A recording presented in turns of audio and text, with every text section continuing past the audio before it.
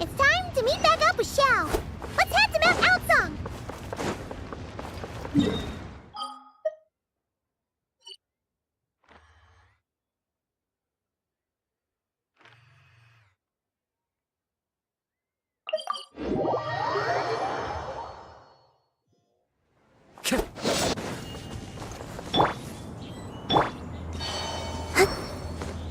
Yep.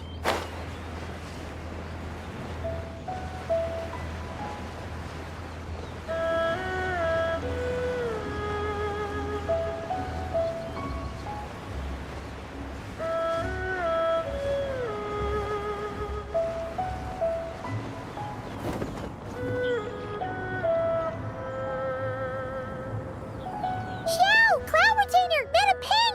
We're here! Any news on Zhongli? Wait, are we missing 2 Adepti?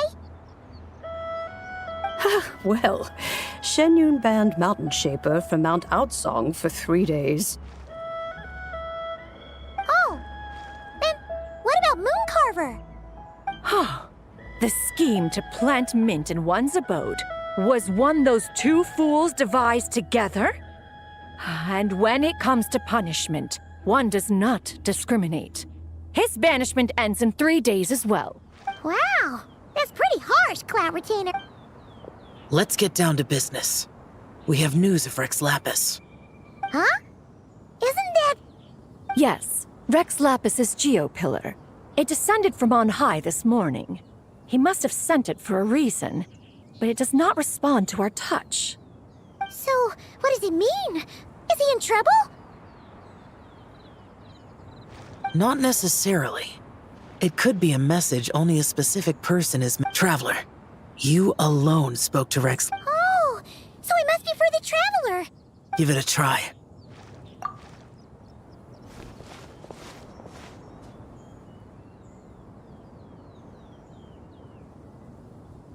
Come to the spring on Mount Qingse. I have left an entrance for you.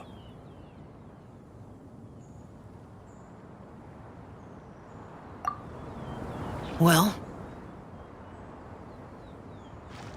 Just as one surmised, it seems that Rex Lapis will not countenance our involvement in this matter. That would not surprise me in the slightest. He's always had a soft spot for the Traveler, after all.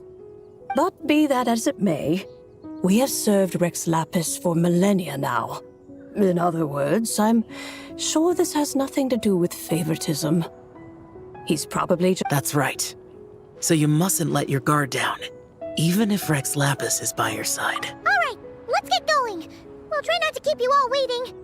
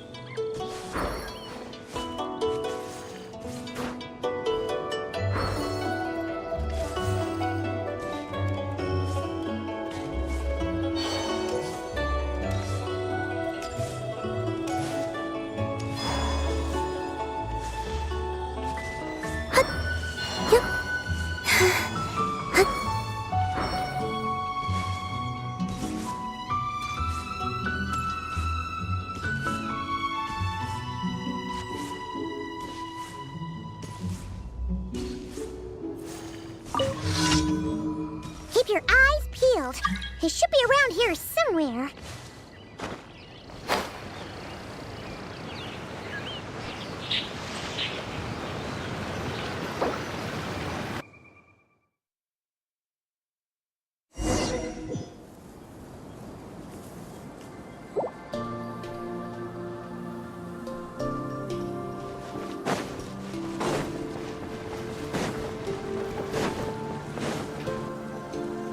Who could have imagined that the once mighty Geo Archon might end up so, sitting on a humble stool in the woods, quietly weaving moon lanterns?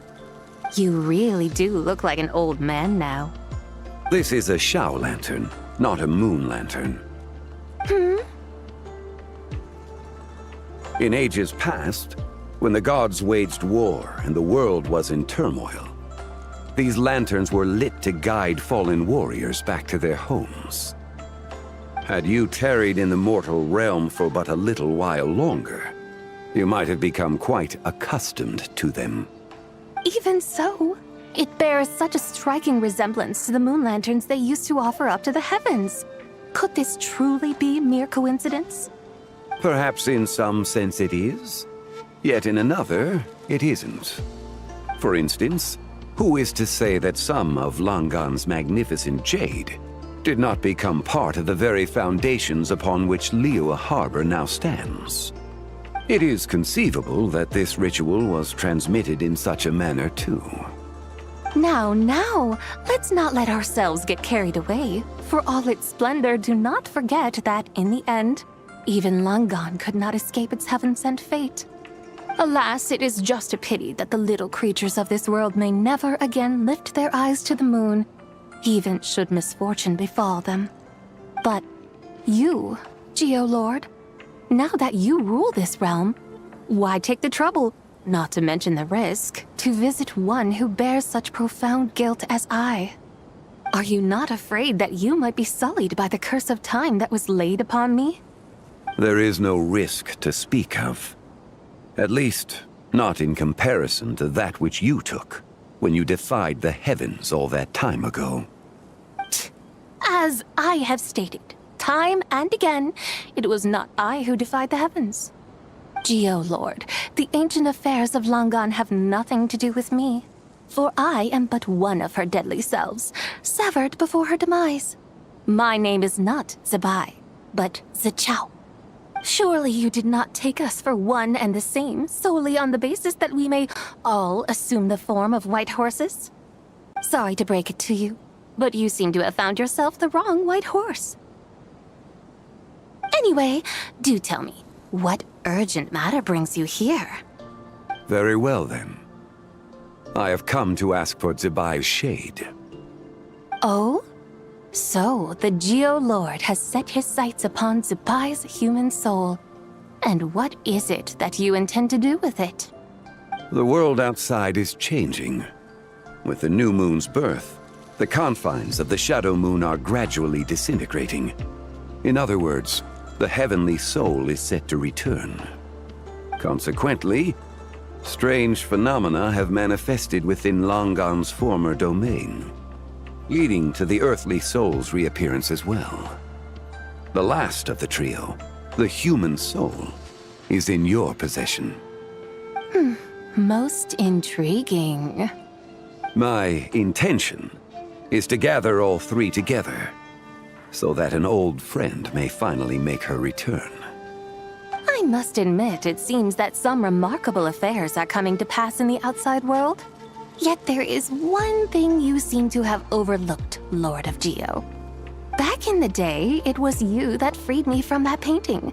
And afterwards, I took up arms in your name. Together we first subdued Chenyu Vale, then brought peace to Mount Qingse. It was for this cause that the contract between us was made. But now that the debt has been repaid, what cause have you to expect my aid? Zebai and I have long been friends. Given not only that you were manifested from a corrupt desire within her divine form, but that you also possess a fragment of her soul, how can you purport to be the wrong white horse? I think you'll find that we are now as separate and distinct as any two beings ever were. What once shone with radiant purity has long become dust. What you see is no longer what it was. Oh, great Lord of Geo. Should this still be unclear to you, I bid you take your leave. It seems that the fault lies in my own lack of consideration. As you wish. I shall let this matter rest. Wait! One moment, if you will. Should this not be your opportunity to propose a new contract? The part where you make me an offer I simply couldn't refuse? Even those puny mortals know how to haggle when striking their bargains. Should you, the famed god of contracts, not likewise strive for success through negotiation? Come now, enough with the posturing. It's time to name your price. Very well. I had, in truth, prepared a new contract for your consideration. I knew you would not come before me unprepared. Yet, you should know that I want for nothing, for I live in the mountains, carefree and untroubled. Occasionally, I even find sport in teasing the mortals who stumble into my presence. Then why persist in telling them those ancient stories? I speak of what transpired before the sky collapsed and the earth sank into itself. That is merely my way of passing the time. And what of it? Would any believe, much less remember, the ramblings of a mountain hermit? Those tales have long since spread throughout the mortal realm. Who? Should my words prove insufficient, I invite you to see the world for yourself. To this end, I have found you a pair of trusty guides. The lantern rite is presently underway in Liyue, and should prove quite intriguing for you. So this, then, is the contract you have prepared for me? Indeed it is. Think of it as a contract for a one-day festive excursion. Surely you do not hope to offer this in exchange for Tsubai's shade. The foundation of my very existence for a little excursion seems a little steep, wouldn't you say? Why not see for yourself? You can always decide afterwards. The final determination, of course, shall rest with you. Is that so? Then perhaps this deal might not be entirely off the table after all. Where then are these guides of which you speak? Hey, it's Zhang Li! Oh, we've been looking for you everywhere. We thought you might have gone missing. You're here. So these are my guides. Well, well. They certainly look the part, I'll give you that. Guides? Oh, you poor innocent little creatures. The benevolent Lord of Geo has sold you to me, which means that for the rest of this day, you belong to me. Sold us to you? Just what have you gotten us into, Zhang Li? The situation is not quite as dire as that would sound. I ask only that you accompany my Adeptus friend on a tour of liyue. I would suspect that depends on how well you entertain me. Entertain you? Let us start with this Liyue harbor of which I have heard so much. Nowhere is quite so fascinating as a place teeming with little mortals. How come this Adeptus sounds so different from what Paimon imagined? Okay, we'll take care of it. Get ready to find out why they call Paimon the best travel guide in all of Tibet. Look!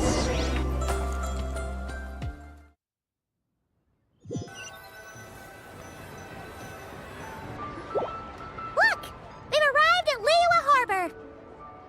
Not only is it Tibet's busiest port, it's also the beating heart of Liyue.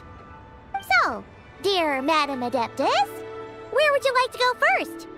With humble fare and wine to sip, in comfort clothed and soul at ease, one eats, and all the heart's ills cease. So we're heading straight for the good stuff? Well, you're in luck, because Paimon's an expert when it comes to food. There are two main cooking styles in Liyue. Li cuisine, which is all about mountain delicacies, and Yue cuisine, which is centered on seafood. The most famous restaurants are Liyue Pavilion and Xinyue Kiosk. Oh, now Paimon's starting to drool. Yes, our only option is to go try them both. 2 meals back to back.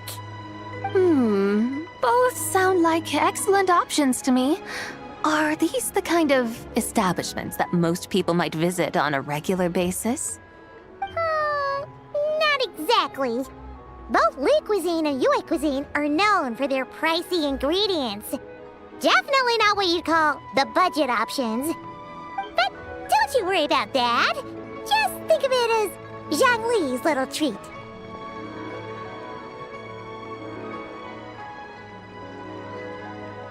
Come on! Aren't you supposed to be pals with Hu Tao? I'm unsure we can afford to spend a little more of her mora at least. Hey! All Paimon wants is to provide our Adeptus with the best possible experience here. Don't you want that too? Both certainly sound like worthy choices. Just now, though, I happened to see a porter pass this way. Where might individuals like him go to eat? A hungry porter, huh? Oh! Paimon knows just the place! Yep. Nothing fancy schmancy there. Just tasty dishes made with simple ingredients in a variety of different styles. Most importantly, it's great value for money, too. No wonder everyone loves it, huh? Oh, and the owner happens to be a good friend of ours, too. One mean restaurant. Yes, even the name itself feels lively. Yippee! That's a great choice, too. Alrighty, let's head over there right away. Wamin Restaurant, here we come!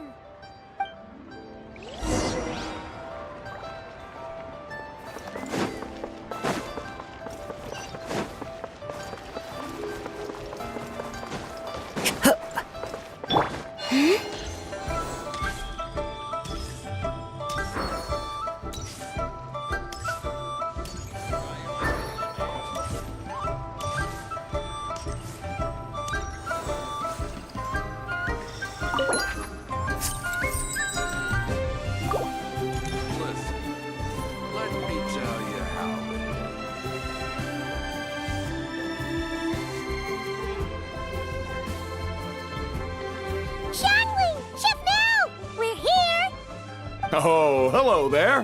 What a surprise to see you two. Welcome, welcome. Hey there, Traveler and Paimon. We're a little busy today, so grab a table while you still can. But I don't think I've met this lady before. You could say that. Oh, I see.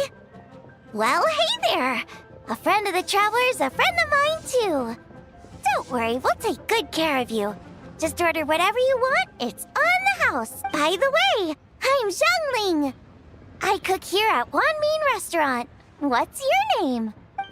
Miss Xiangling, have you ever heard of the White Horse Adeptus? Of course. What about her? I am her, and she is me. Huh? You mean... Oh, you young'uns crack me up. Come on, Xiangling. You've got to keep up with it. Haven't you heard of cosplay? It's like a role-playing game where you dress up as famous characters and pretend to be them. Seriously, it's all the rage, and it looks like this young lady is quite the expert.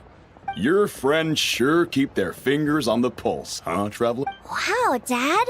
Didn't know you were so tuned in. But... You gotta listen to our customers. Didn't I tell you to spend less time chasing after wild vegetables and more time making friends? You're even more out of touch than I am. Hey, I like making friends too. Isn't that what I'm doing right anyway? Even if it is just a costume, is it all right if I still call you what? Of course it's all right, because that's a... Okay. I can see you're really committed to the role. How about I call you the real... In that case, you can call Paimon the real Traveler. Yeah, right. You could... Puny mortals. Nevertheless, I suppose it might be amusing to indulge in your little charade. All right. Go grab yourselves a table.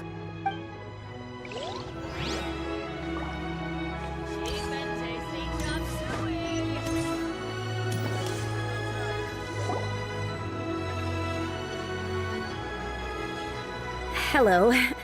May I ask if Miss Xiangling and Chef Mao are here? Yeah, they're just over there. Wait a sec. Aren't you? So, what would you like to... Huh? Hello, Miss Xiangling. It's me. I just wanted you to know how sorry I am. I honestly... Oh, it's you. You really gave me a fright that day, young lady. You didn't actually get food poisoning from... Come on, Dad. She's come to say it's all right, Miss Lou. You must have been feeling a bit off that day. Why don't you grab a table, too? No, I couldn't... Hey, it's totally okay. We all feel under the weather sometimes, especially when we're away from home. Go on, find yourself a... yikes. Looks like all the tables are taken. Wanna come sit with us? We've got an extra seat over here. Thanks, guys. So what would you like to eat today? I should very much like to sample your... It wasn't poisoned. That was all on me. So that's one portion of blackback perch stew. How about you guys? Paimon wants... Sure thing. Looks like Paimon's having trouble making up her mind. Anyway, let me think. Well, since the blackback perch stew is on the spicier side, I guess it makes sense to balance it out with a serving of stir-fried shrimp. And since it's lantern rite season, you better try out the triple-layered consomme and come and get it too. As for the carbs, since we've got a full table, how about some right at home? Along with our special chili mince cornbread buns. Trust me, you won't. Then for dessert, I'll whip you up some Lucky Snow Delight. I just came up with it a few days ago. And Wow! Sounds like quite the feast! Looks like Paimon's in luck today! Am I the only one who thinks that's way... Not at all! Don't worry, I know what I'm doing. And to top it all off, our star dish, Adeptus Temptation. You should know that we don't often serve this here out, but since this is my first time cooking for the White Horse Adeptus, I'm pulling out all this. Okie dokie, just sit back and relax. I'll have your dishes out in no time.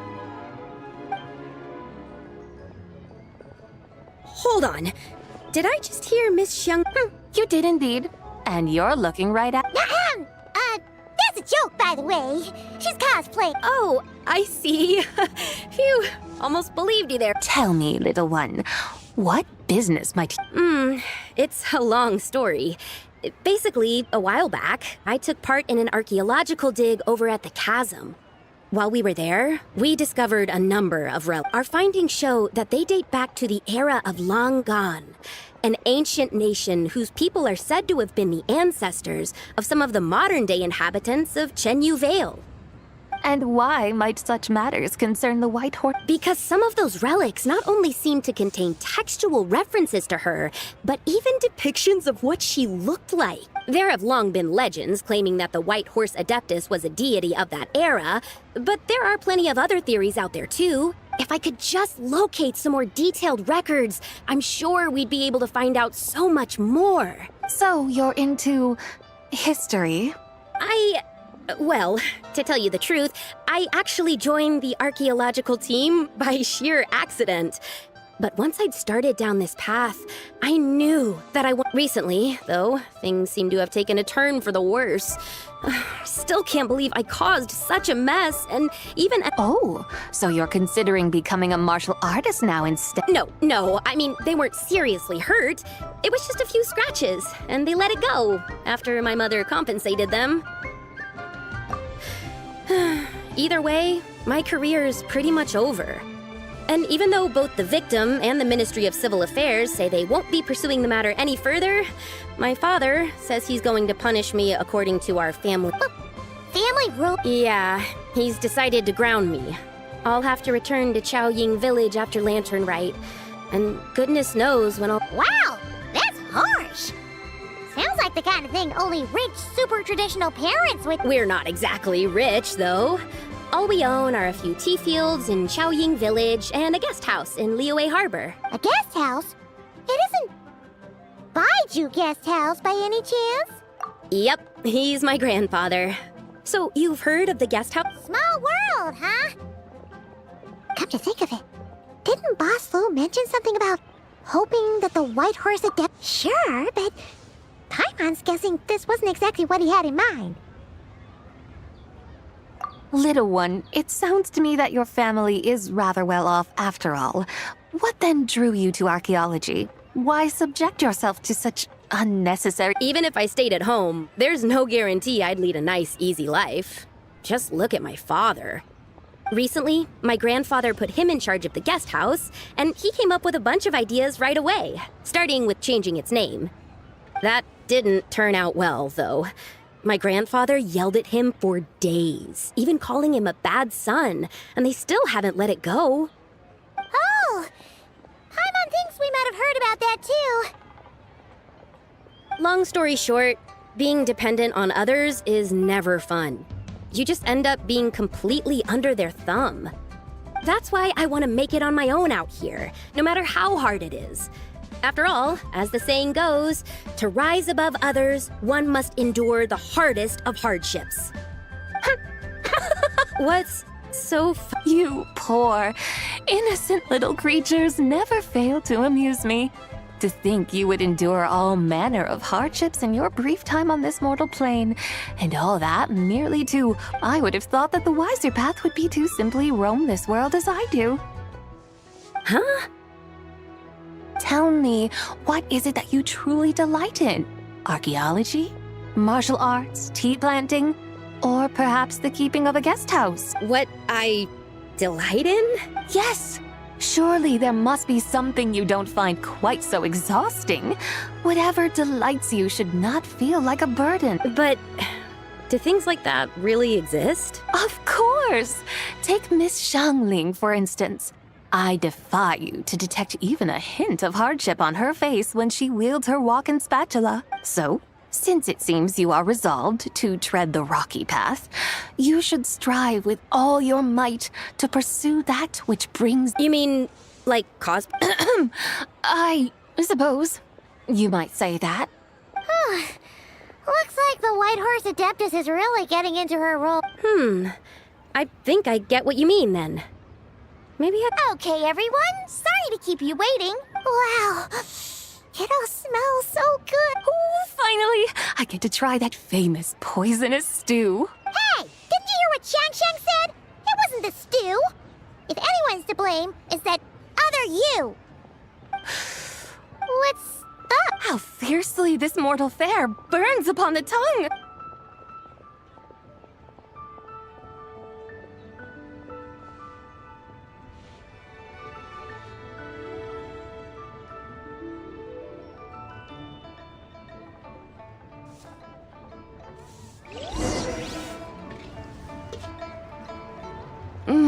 Most satisfying as poisonous stews go. So, where to now? Time, I think, to seek out some diversion? Oh, there's plenty of entertainment options in liyue. Paimon will tell you that. The locals like to drink tea, walk their pets, play chess, watch operas, attend storytelling performances. Storytelling performances? You know, like listening to people telling stories. They're usually based on old liyue legends, just like their opera. Stuff like The Divine Damsel of Devastation, Through the Eyes of a Dragon, or The Sanctification of Tao Do. What about the story of the bright moon that sits in the sky above us? Paimon doesn't think she's heard that one.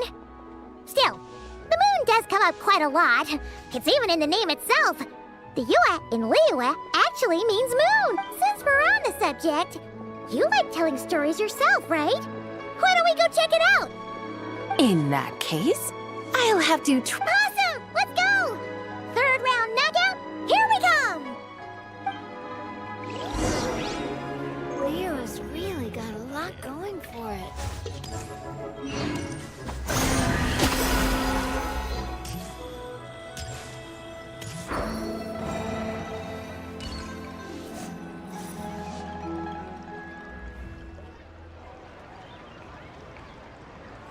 What a tongue twister!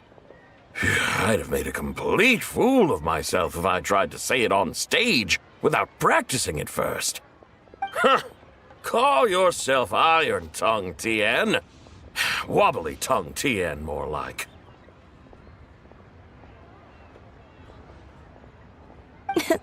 I used to have that problem a lot. But if you just take your time to grasp the meaning and commit it to memory, you'll be able to say it smoothly in no time. You're right, Miss Yoon. I'll give it another try. Hey, Yunchin! Fancy seeing you here! What are you two talking about? Ah, Traveler and Paimon, we meet again. And who, may I ask, is this? You may call me the White Horse Adeptus. The White Horse Adept. She's not really an adept. I see. Well, it certainly looks like a lot of fun. Oh, funny you mention it. This type of thing is actually something I'm quite familiar with. Once, to perform Through the Eyes of a Dragon, I decided to imagine that I was Rex Lapis himself. It was the only way to truly inhabit his mindset and understand his resolve to quell those demons. Sounds like you just wanted an excuse to feel all big and powerful. Hey, that's... You just don't understand how inspiration works. You're one to talk. Paimon's traveled all over with the Traveler, and she's seen things that would make your jaw drop. All right, then.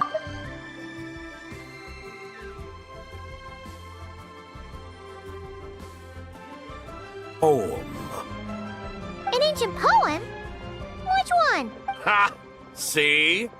You mean to tell me you've never even heard of the ancient poem called... What kind of a title is that? Quit teasing, Paimon. We only just found out about that ourselves. He's talking about the writing on those ancient relics. When we first saw it, we couldn't figure out what it all meant. So in the meantime, we decided to just refer to it as... And however, thanks to the painstaking work of the scholars who were tasked with decoding it, it seems like that's exactly what it was. Or rather, an ode offered in veneration of the moon and the White Horse Adeptus. Oh, yeah! Didn't Kuching mention that before? It's got something to do with Longan, right? That is correct. The Ministry of Civil Affairs has issued a notice stating that, Although it is true that the moon may disappear tonight, we should be in no danger. In other words, there's nothing to fear. But if you're worried, we can always take a leaf from the Book of the Ancients. By reciting this poem, I mean, and calling for the White Horse Adeptus's aid. If we do that, I'm certain she'll protect our moon and keep us safe. Oh, seriously? Paimon has to get a look at this.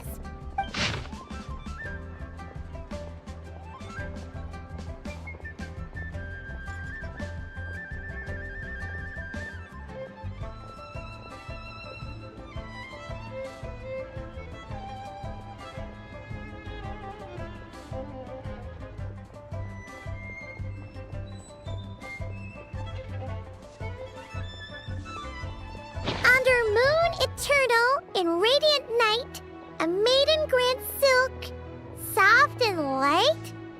What in Tibet's that supposed to mean? Under moon iridescent, in night divine, blah blah, something about fields being plowed, something else about seeds being sown. The fields are plowed, the seeds are sown, and from the earth, life is grown. Whoa! You did that without even looking! Bravo! Bravo! Looks like this young lady really does know her role inside out. If I didn't know any better, I'd have taken her for the real deal. That's because I am the real deal. That's the spirit. This is exactly the kind of mindset I was talking about. Behold, mortals, I am none other. Believe me, young lady, I know exactly why you do it. Back in the day. I must say you are rather amusing as mortals go. Miss White Horse Adeptus, it is a great pleasure to make your acquaintance today. I have some questions regarding the poem, and I was wondering, perhaps...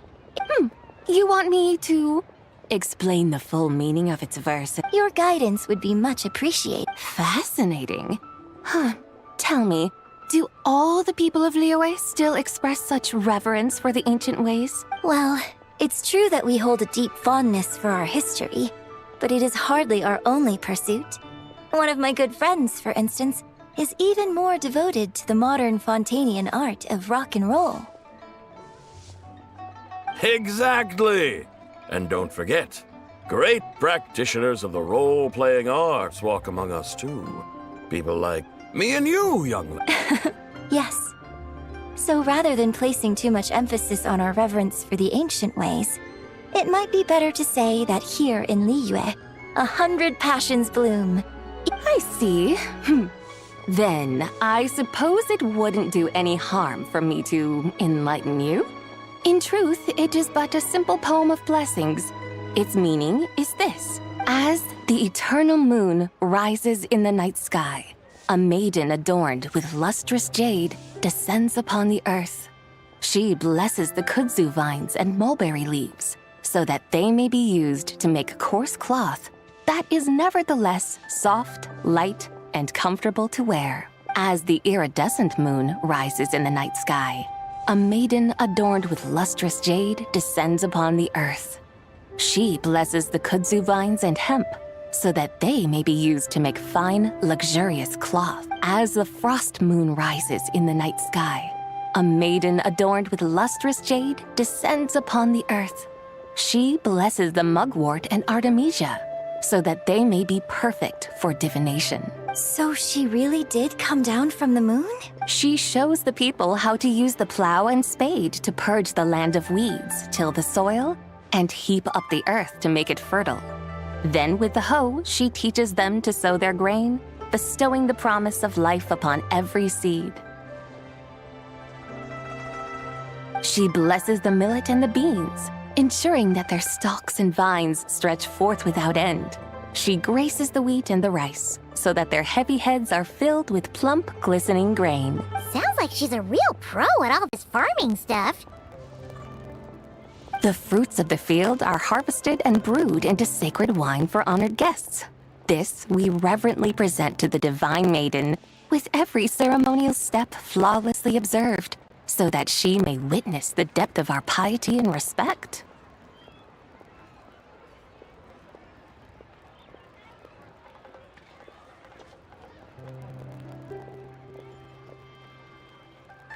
Oh, divine maiden, how can your graceful presence in the sky not seem like that of a fairy descending from the heavens? Oh, divine maiden, how does your pure and radiant form not resemble the guardian spirit of our land? I send my heart's desire, ascending to the heavens, beseeching you to grant us good fortune and blessings in the coming year. Huh? So, that's what it's supposed to... I find myself speechless, moved beyond the power of words to convey. A truly remarkable performance. I did not anticipate that anyone could unravel this poem with such depth and clarity, and so soon after the Ministry of Civil Affairs noticed, too. I'd even begun to consider myself somewhat versed in the matter, but as they say, there's always someone more knowledgeable out there. Allow me to extend my thanks to you. You are far too humble, young one. I must confess, it is I who have been surprised, not only by you, but also by this Liyue harbor of the present day. Ah, so you're not from Liyue. And what, may I ask, has surprised you about it? Oh, it's nothing really. Just some old memories scattered here and there. Very well, my guides. I suppose it is time we set forth on the next part of our excursion. I'd like to go see that wharf now. What say the two of you? No problem! We'll take you wherever you want! Oh, leaving so soon? Before you go, allow me to introduce myself. I am Yunjin, director of the Yunhan Opera Troupe. May I... My own name is scarcely worth mentioning, but since you asked, perhaps I'll tell you the title of that poem and... Huh? So, it isn't actually called an ancient... Of course not! Its real title is Odes of Long Zabai. Odes of Long Zabai. All right then, until we meet again.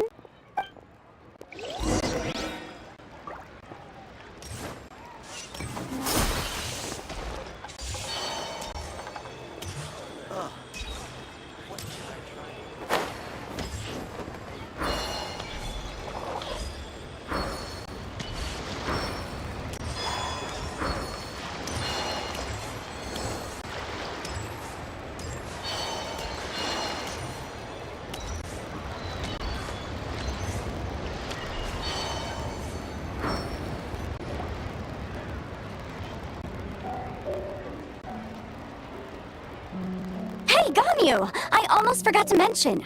On my recent trip to Notcry, I came across something really fascinating in the Frost Moon Scion's library. I found records in their collection of another divine envoy living on the moon. A divine envoy on the moon? You don't think it could have been referring to the White Horse Adeptus too? No way to say for sure. Still, the similarities between our legends are intriguing, to say the least. Isn't it amazing? Especially when you consider how far apart we are. It truly is. We might live in different lands, but when we look up at the night sky, we all see the same moon and stars. Right? It's like we're all bound together, no matter where we are. When you think of it like that, it's almost as if our friends from other nations will be right here celebrating with us. Isn't that a wonderful thought?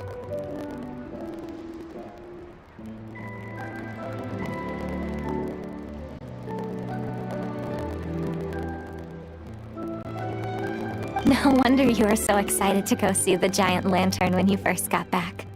Sounds like you're a real fan of the White Horse Adeptus, huh?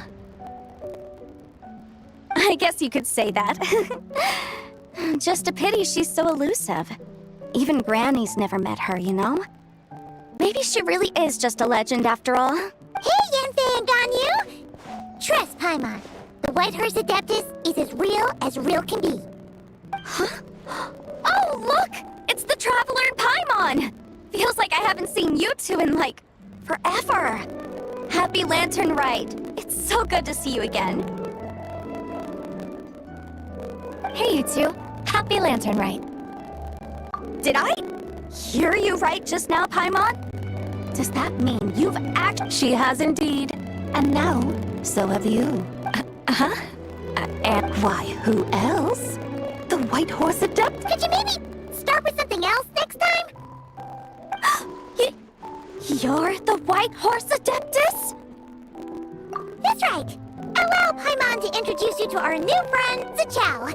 She's been low-key obsessed with cosplaying the White Horse Adeptus ever since we met her. I see. Well then, greetings, Miss Zachao.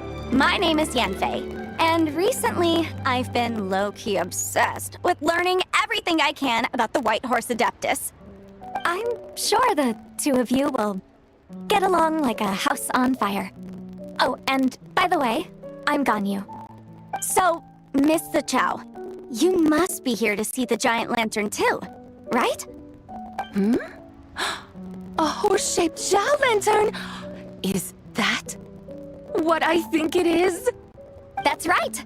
A lantern made to honor the White Horse Adeptus herself. Isn't it gorgeous?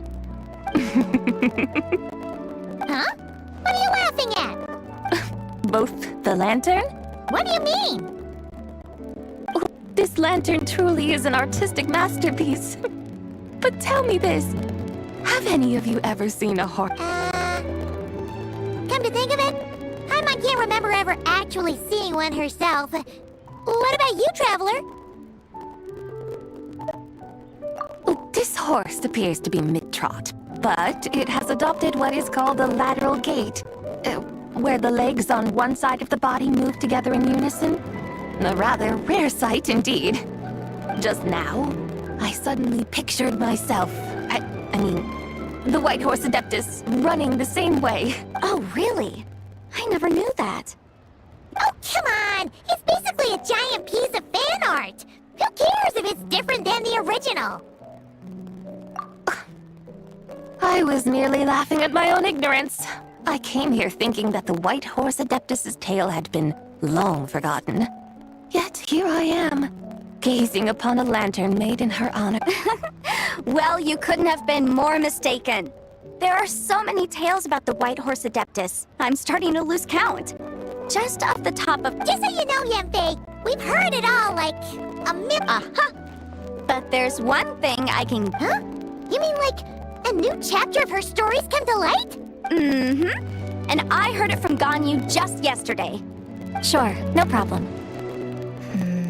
Where to begin? Do you guys still remember what liyue's Moon Chase Festival is about? Of course!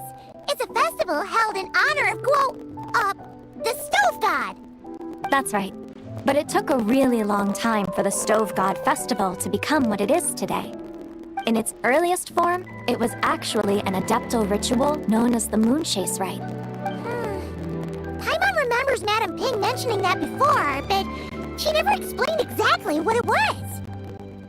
According to Cloud Retainer, the Moon Chase Rite was originally a ritual meant for communicating with the moon. Communicating with the moon? But for what purpose? At first, Cloud Retainer wasn't entirely sure either, as it was always Rex Lapis who performed the ritual. Whoa! Rex Lapis did it himself? Must have been a really important ritual. That's right. Unfortunately, despite numerous attempts, they never actually received any response from the moon, which is why they eventually stopped performing it. But then, just yesterday, Kutching took a picture of the moon being obscured by a dark hole to Cloud Retainer and asked if it had anything to do with the Moon Chase Rite. The moment Cloud Retainer saw it, it suddenly dawned on her that the rite might have been an attempt to reach the White Horse Adeptus all along. Does that mean Zhongli's been trying to bring back the White Horse Adeptus all this time? So how about that? Bet you never thought there might even be a link between the White Horse Adeptus and the Moon Chase Festival.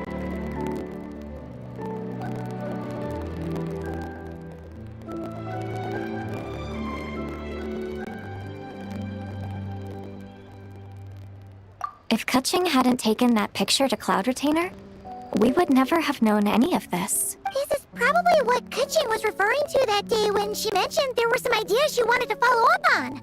So, Geo Archon. All this time, you've been striving to awaken her. Huh? What do you mean, awaken? Nothing. What I truly meant to say was, this new insight you've provided has been truly eye-opening. Oh, by the way, my trusty guides, I've been meaning to ask, where in liyue Harbor might one enjoy an... Huh? We're off to the next stop already? But Paimon's barely done digesting that lore bomb. All the more reason to find the right spot to let it sink in. Oh, so that's what you're up to. A tour of liyue Harbor? In that case, if you're looking for a spot with a panoramic view, I'd recommend Yujing Terrace. That's a great idea! Since the terrace is on higher ground, the sea view from up there's so much better. Great! Well, the lantern ride's about to start, so we should get back to Granny's now. Hope to see you all at the festival tonight. Oh, you're off too? All right then. See you soon!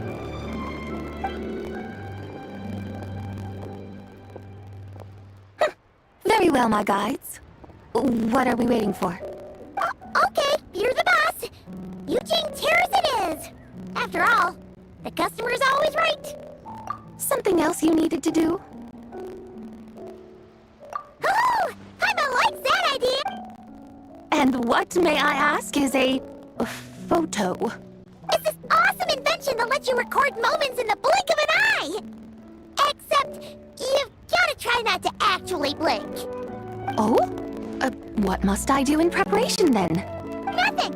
All you gotta do is choose a pose. The Traveler will handle everything else. Come on, let's give it a try. Look, we got a great picture. Paimon's gonna call it The White Horse Adeptus Meets the White Horse Adeptus in liyue Harbor. Huh. They've even discovered a way to preserve moments in time. Now I truly am curious to witness what else these mortals might accomplish. Very well, let us proceed. Eugene Terrace lies in that direction, does it not? Hey, wait for us!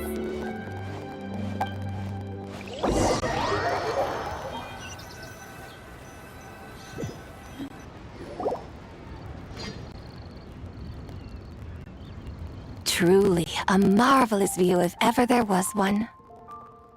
It seems the charm of this liyue Harbor is only heightened by the sun's dying light. And soon, people will start releasing their shell lanterns to mark the most important day of the year. Practically everyone will be with their friends and family, eating a big meal, chatting, and even setting off fireworks. Trust Paimon, it'll look even more amazing then. What do you say? Want to stay to see that? No need. Let us bring this weary day to a close. Weary day? You mean you didn't enjoy your tour? I had imagined you would arrange for me to witness some grand spectacle. Perhaps the descent of divine beings, the manifestation of the sacred before mortal eyes, or the appearance of a selfless hero come to aid the helpless and downtrodden. Or, should that not come to pass, then at the very least spend a little more coin. For that, it seems, is how one... Alas, but there was none of these. Instead, we merely filled our bellies, listened to tales, and gazed upon a crude imitation of my likeness. And now the sun begins its What a day of quiet tedium. Well, we're so sorry. If we'd known, it's all that Jiang Li's fault for not making the customer's requirements clear. Well, it's too late now. Do you still believe I would part with that soul fragment, now so intertwined with my very being? But... I knew you were the more astute of the pair. Huh? You were just trying to skip... It seems the realm of the Geo-Archon has a way of making one more stony-faced. So, you were just pulling Paimon's leg? Of course. I was merely engaging in a little banter with the two of you. Long ago, I shared tales with various mortals who chanced upon my mountain abode. Never did I imagine that those stories would endure. It seems I greatly underestimated them. Perhaps, as your Geolord said, a few pieces of ancient Langan's magnificent jade have truly become part of the very foundation of this land.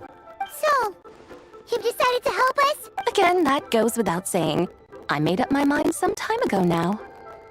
When I beheld a rather intriguing scene as I set foot in this city, I saw porters passing through the alleys, setting down heavy wooden crates from their weary shoulders.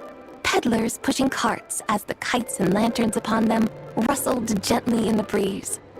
I saw cooks cooking, actors acting, scholars reading, soldiers marching, children playing, elders resting, officials officiating, and the common folk absorbed in this or that, reveling in the simple joys of life. Some, it seems, have already found that which stirs their hearts, while others continue to fret, troubled by uncertain futures. Yet, in this gentle and serene order, each holds fast to their anticipation, not only for the celebrations to come, but also for the first light of the morrow. Scenes I once yearned to behold now unfold before me, no longer in Langan, but in Liyue Harbor, thousands of years on. How wondrous is this mortal realm!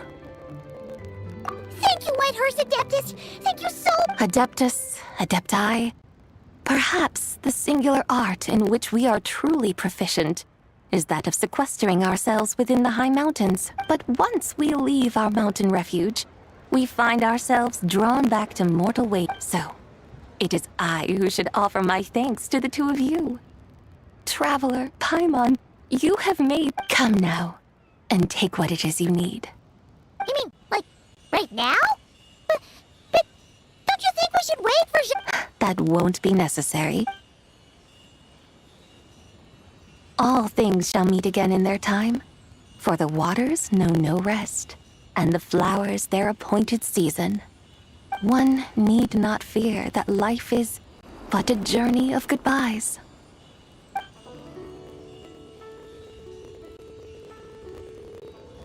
Is she... gone?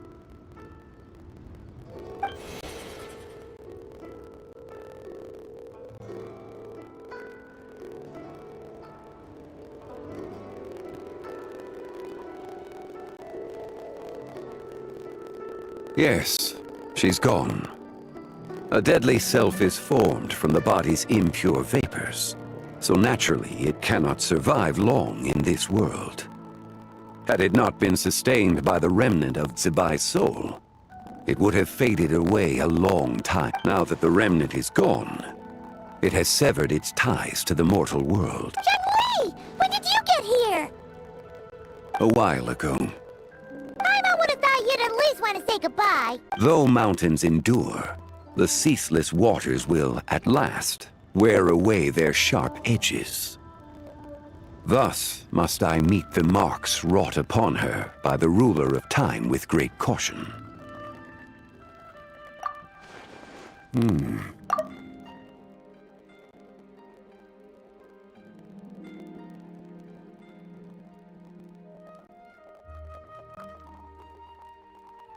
It may be goodbye for now, but someday...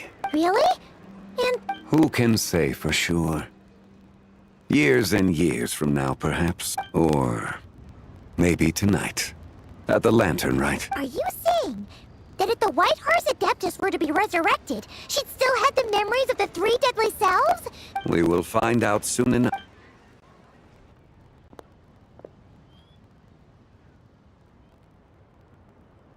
It is time. The rite is about to begin.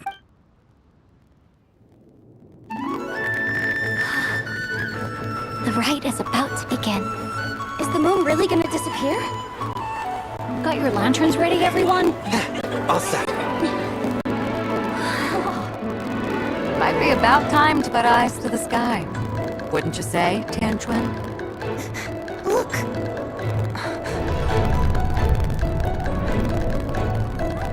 When the sun's out, eat the sun. When the moon's out, eat the moon.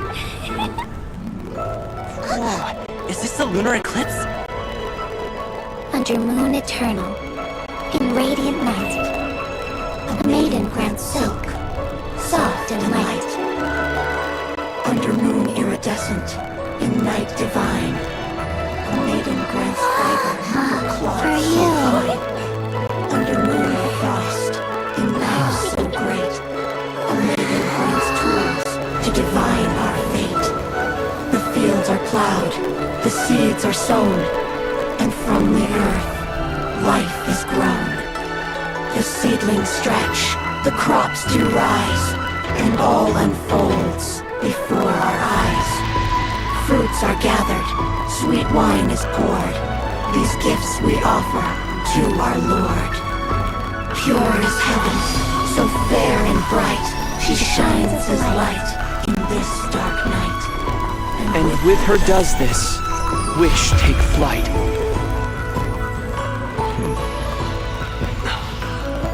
Devoted soul, scattered and unbound. Let this lantern guide you home, by its light be found.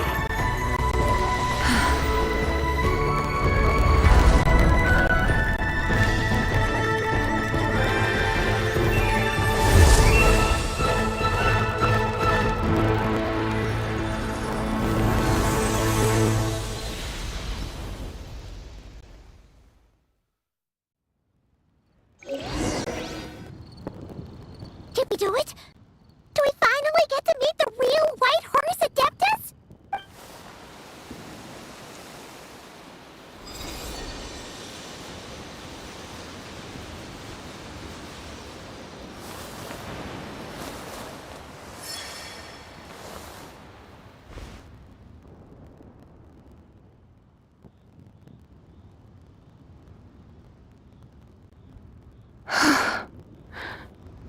This place. Where am I? A familiar land, now known by the name of liyue. Liyue? The peaks adorn the clouded moon. Then, who might you be? Oh no! She seems to have lost all her And those countless lights in the sky. What are they? These lights, each like a dwelling in glad accord, usher in this day of joyous rebirth. And whose rebirth might that be? That of my old friend, Zibai. Zibai? Yeah, that's you! Don't you remember anything at all? That's... Oh, yes. The envoy of the Lunar Palace. My name is Zibai, indeed. Then you must be... the Lord of Geo, Heaven's Star. Many years have passed since we last saw one another.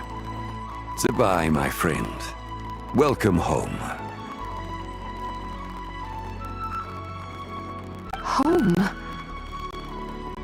But why does this place, this liyue, feel at once so strange and yet so familiar? Who you are? Who are you? Ah, yes, I remember now. You are that young wushu dancer, the one who seeks disciples. How fares your quest for disciples? It must have yielded a truly prolific body of students by now, I trust. Hey, you've got it all wrong! You're talking about gaming! But I could have sworn... Oh, that's right. You're that impudent blonde youngster who kept meddling in my affairs. And to think you even had the audacity to presume yourselves worthy of being... What was it again? Ah, yes, of being my guides. How very wonderful to see you again, my most faithful and beloved guides. I trust all has been well in my absence? Well, she finally got it right. But that sudden mood swing felt even weirder. It's like her head's packed full of slimes. It is possible that her cells have not yet settled.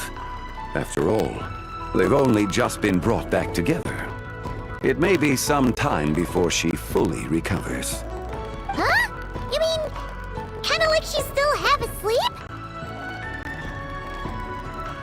That I cannot say for certain. Perhaps a few days, perhaps a few years. A few years?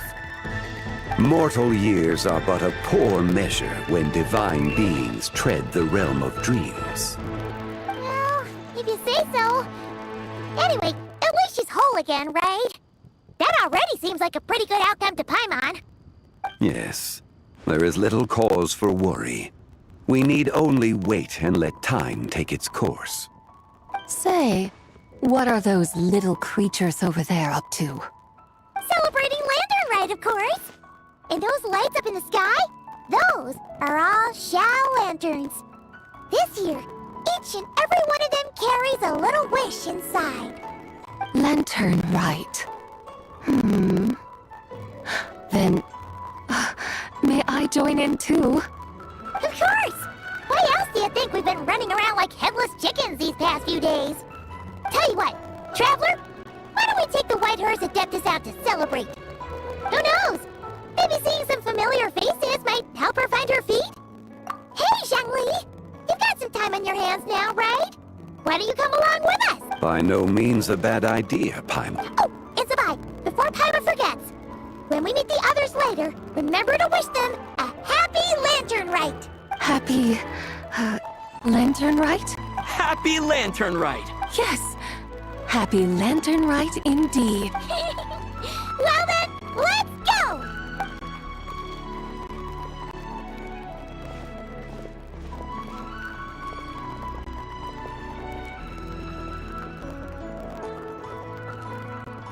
Lantern Rite. A night of joy, reunion, and moonlit blessings for all.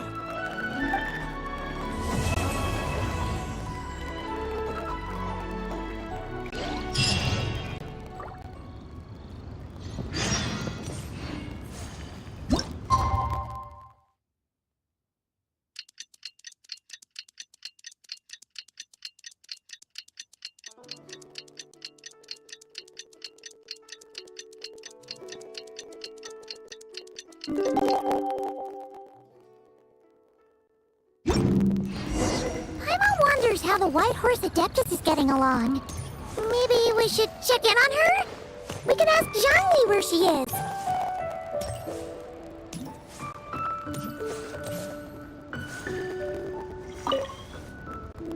Hey, psst, over here, over here. I knew you wouldn't miss Lantern Rite. I was wondering when I'd bump into you. No, I can't be working at every Lantern right now, can I? I really am here on vacation this time. Yup. Miss Pingshi said she'd find a professional photographer to take a good portrait photo. Hey, wait a sec. Don't tell me...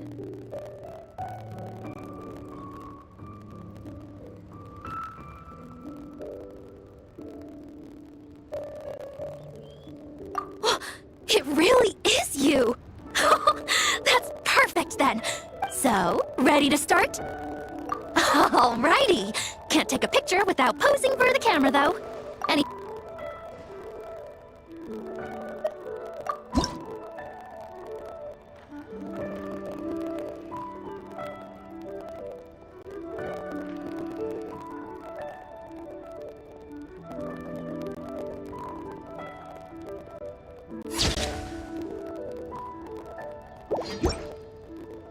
Done? Did you adjust the lens and check the lighting? Make sure the focal length was properly set? Wow, you actually nailed everything! Next interview, I'm definitely bringing you along. Imagine the amazing shots we could take together! And a very merry Lantern Rite to you, too! Oh, hang on, that doesn't sound quite right.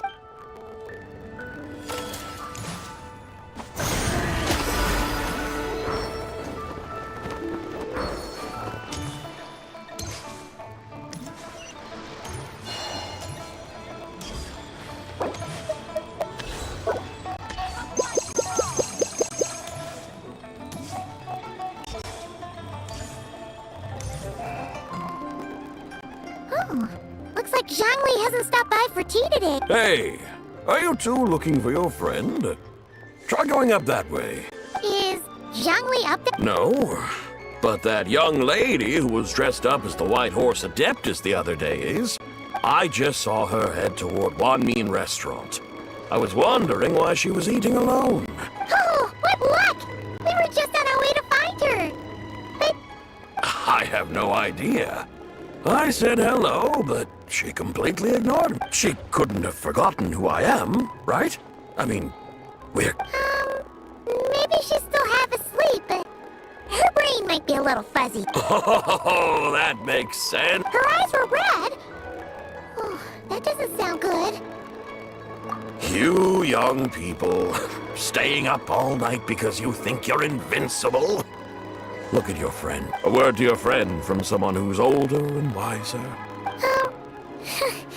Paimon won't be so certain about the older and wiser part. Yeah, what was that? Hurry along, then. Oh, and don't forget to come back and check out my Rex Lapis cosplay when you're done.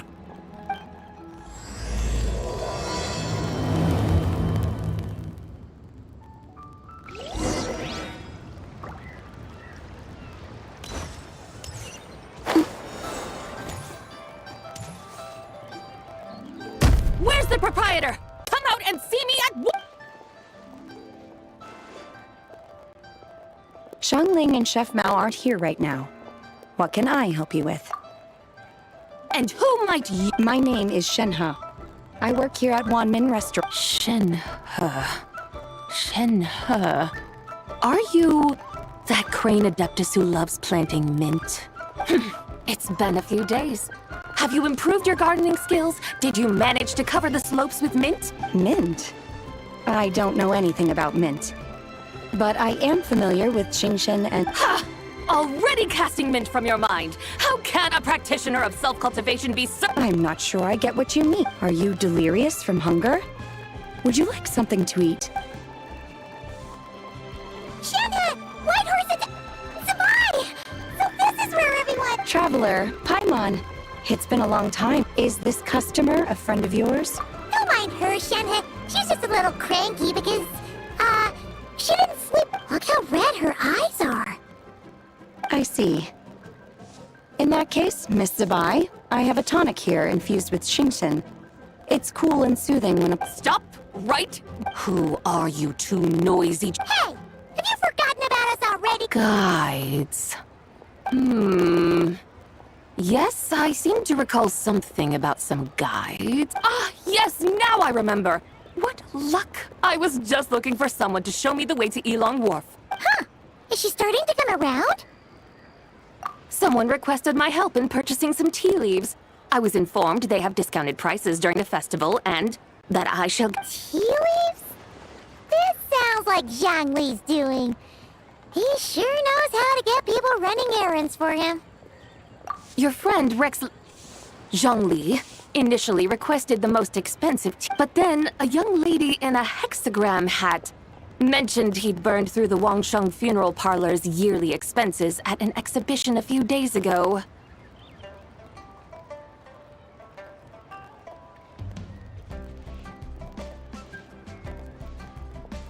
As such, he is only permitted to buy items that are discounted this month. Oh, that's his boss, Hu Tao. It's about time she realized the problem and put a stop to his spending sprees. Oh, I see. So that's why you're here. Unfortunately, Wanmin Restaurant doesn't sell tea leaves. If you're truly in need, I could gather some wild tea from the mountain. You don't sell tea leaves? But I remember your boss, Miss Lu, saying that she owns— You really should get some rest. The person you're talking about isn't the boss of Wanmin Restaurant.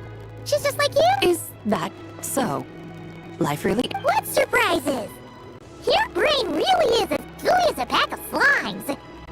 Paimon can't believe Zhang Li entrusted you with going all the way to Yilong Wharf and buying tea. That would be excellent, my dutiful— yes, Miss Crane. I apologize profusely. I completely understand. Master often says that the human body is like a mechanism in need of regular maintenance. When a person cannot rest at night— Miss Crane, you appear reasoned and compassionate on the surface, yet I sense dark forces churning within your spiritual core. Those red ropes you wear are what bind them. Am I— You can sense that? Indeed. I also sense that with your strength, you might try undoing one or two of those bonds when training. Untie Shenhe's ropes? Wouldn't that be Though the use of red ropes to bind the soul is a wondrous technique, practitioners must eventually learn to break free from external aids and look within themselves for a... Master has told me similar things, but Your self-cultivation has progressed far. Then I will seek further guidance from my master. If you still have doubts, you can find me at the Baiju Guest House. I'll be taking up residence there for a... For now, my dutiful guides, let us be off.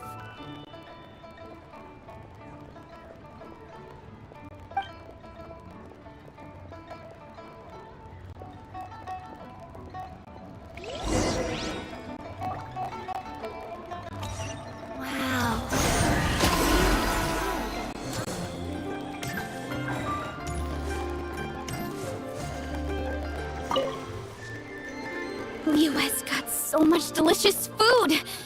What should I eat next? Oh, no, wait.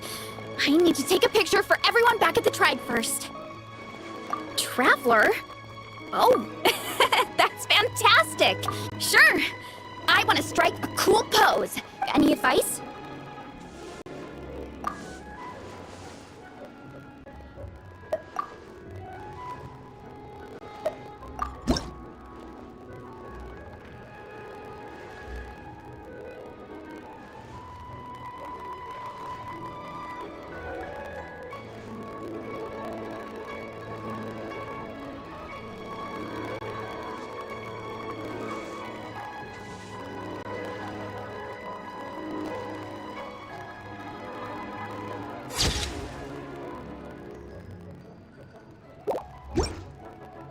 Done already?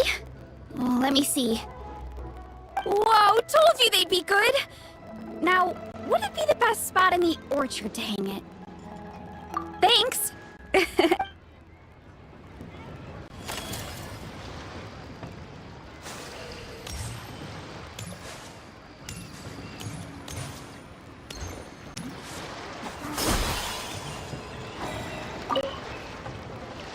Oh, this is what I get for being impulsive. Traveler? Yeah, Miss Pinkshi gave me the frame, but pretty rad, huh? Oh, shoot. I totally forgot I promised Hu Tao I'd help her make some shell lanterns, too. I gotta release this one pronto.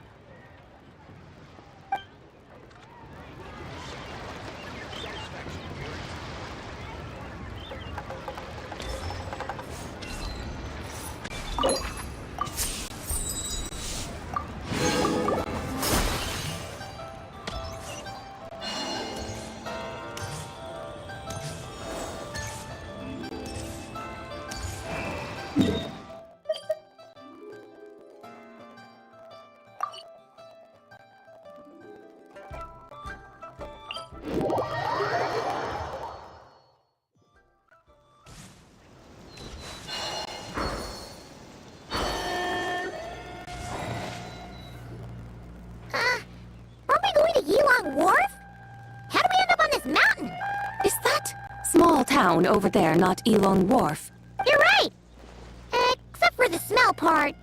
Paimon doesn't smell anything. That is because this scent is the essence of jade, which can nourish the spirit. Oh, yeah! Shenyu Vale does have a lot of jade, but Paimon didn't think jade smelled like, anything. Naturally. This has reminded me of something. A few simple tricks for mastering one's power.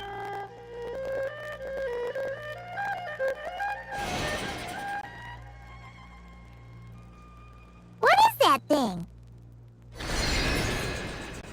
I'm sure you've been to Elong Wharf many times before, but I wonder if you've been such dutiful, dedicated guides. So please, step in.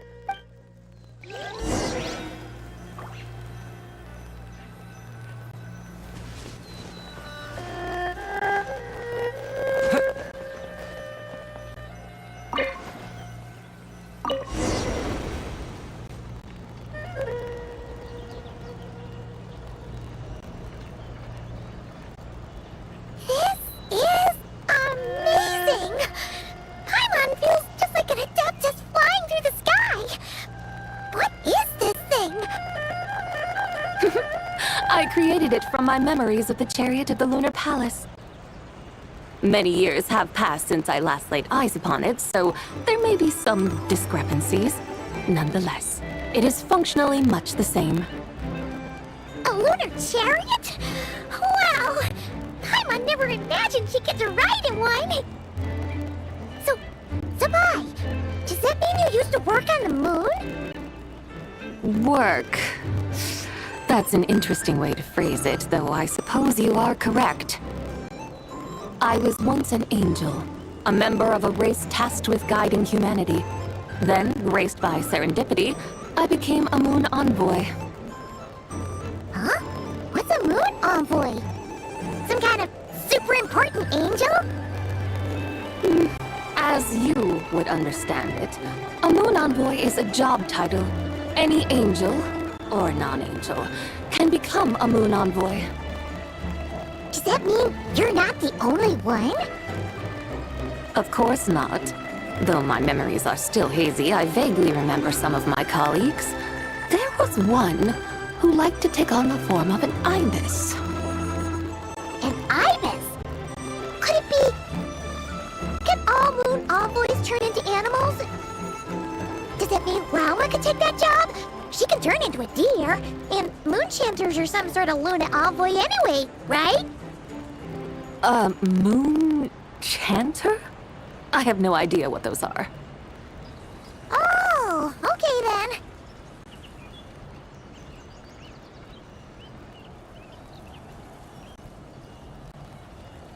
Look! Paimon thinks she saw a tea vendor over there! Very well. Let's take a look.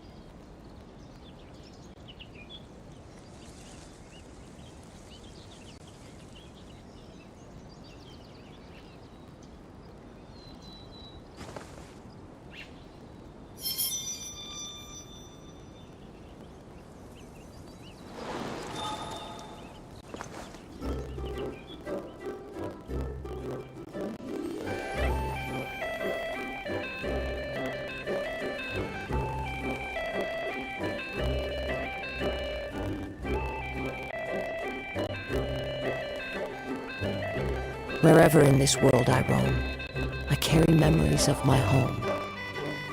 This blade, it is the last link I have to the land of my birth.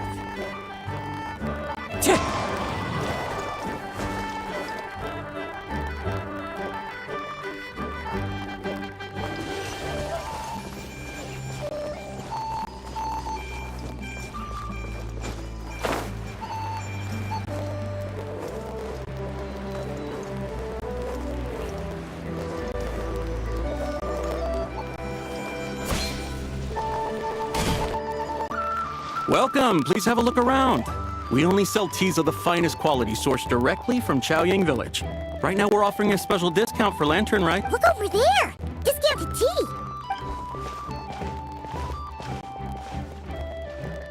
Dear customers, are you looking to purchase some tea leaves? I can see from your bearing that you are no ordinary customers.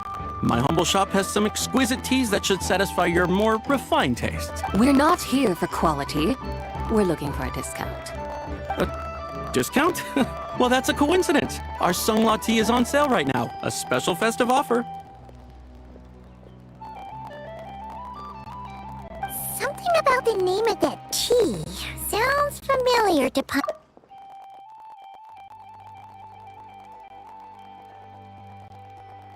Buy 3 boxes of Sungla tea during the festival to get 10% off. Buy 4, get 20% off. Buy 10, but... That's right! 10 boxes at half price. Have you been to our shop before by any chance? Oh, Paimon's definitely heard this spiel before. 3, 4, 10, 20, 50. Bai, what are you muttering about? When purchasing 3, 4, or 10 boxes, The corresponding discounts are 10, 20, and 50%. The intervals between the two sets of numbers are 1 and 6, and 10 and 30. Look! Her eyes turned blue! That's gotta be a first! If the differences between intervals remain equal, the interval after 6 should be 6 plus the difference between 6 and 1, which is 11. Similarly, after 30, the next interval should be 50. Therefore, extrapolating upward, the next two numbers in each set should be 21 and 100. Ah! You're making Paimon's head spin! They mean that if we buy 21 boxes of Songla tea, we should get a 100% discount! 100% discount? You mean we'll get them? Oh, there was a pattern to the discounts! Is that right? The pattern we speak of is mathematics, little one. A pattern that is always right. That's amazing! You're a shopping genius, Sabai! Oh, wait. Something feels up. I had no idea our shop's discounts were tied to the laws of nature. No need to thank me. Now, please give us our 21 boxes of free tea. Wait! What's the matter? Paimon just realized what it is that's not right. It took you long enough. We got the short end of the stick! Think about it. If we don't have to pay when buying 21 boxes, then if we buy even more, the vendor should be paying us money instead, right? Huh? Hey, Zibai, work this one out. If we buy 100 boxes, we'd make loads of money, wouldn't we? It stands to reason. Wait a moment, dear customers. Don't you think you're haggling a little too hard? You are the one dictating the discounts. We're simply extrapolating the numerical patterns within. As such, we are hardly haggling. You have a point. However, that's right. I'm so sorry. I just remembered. My supplier didn't come today, so we don't have any tea after all. Such a shame. Terribly sorry about this. Awful, awful luck.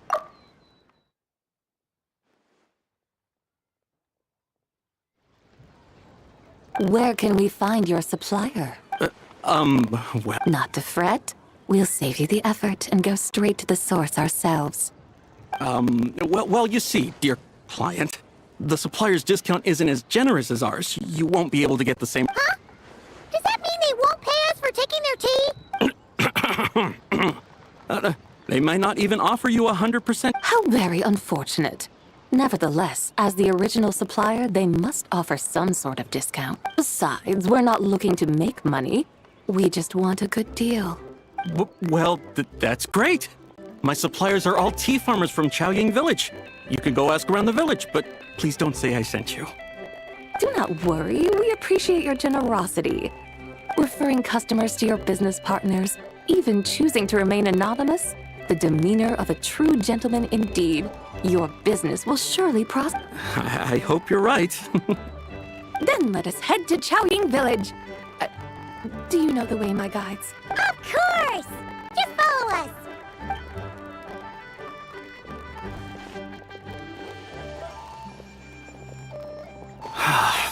What otherworldly beings were those? Thank the heavens I managed to send them on their way. I should hurry home and pray to the White Horse Adeptus. May she bless me such that I never encounter such customers again.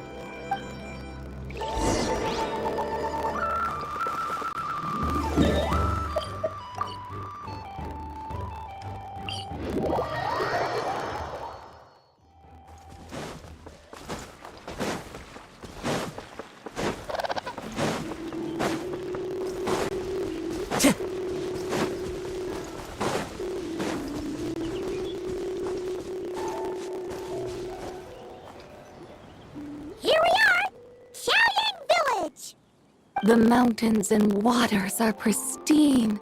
They embody the beauty of heaven and earth. It's a good-looking place, all right. But it's hard to enjoy the scenery when Paimon can't stop thinking about all that tea-buying Mora we're missing out on. Should fate dictate, Mora will find its way to you sooner or later. Well, Morak certainly finds us often enough. He even sought us out in person this lantern rite. For now, let's look around and see if any tea farmers are selling their crop. We'll be able to see more clearly from up high. Let's take to the sky and enjoy the beautiful scenery while we're at it.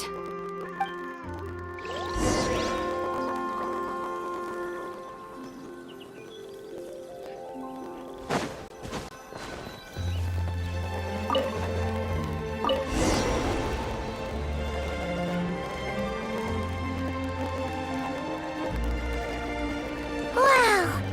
Chaoying Village looks beautiful from up here. Indeed, the houses here are quite different from those in Liyue Harbor. They follow the natural contours of the mountains, forming unique, elegant structures. Yeah, it's super beautiful. The white walls and dark tiles frame the emerald waves of the terraced fields, while the curved eaves and tall gateways juxtapose each other with grace.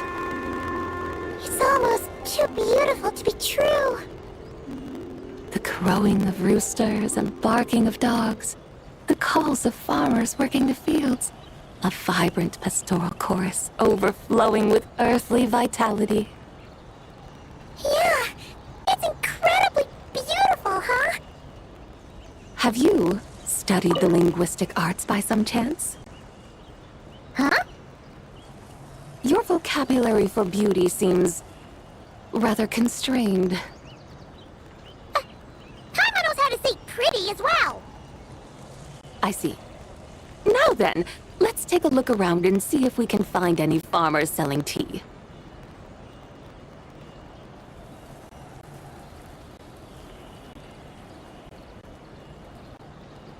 Look! There's someone in that tea field! And they look kind of familiar. Wait, is that Lu Shanxiang? And who is that? Oh, you'll remember her once you see her up close. Hey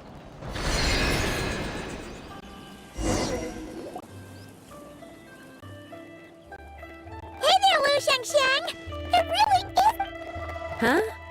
Paimon, Traveler, and the White Horse Adeptus. Fancy... The White Horse Adeptus has a name now. You can call her Zabai. And you are... Wait. I remember now, you... Don't say anything about food poisoning or fish. You're the young lady who wanted to rise above the rest, are you not? Yes, that's me, but I'm in a bit of a state right now. At best, I can say I've fallen below them. Fallen below them? What happened?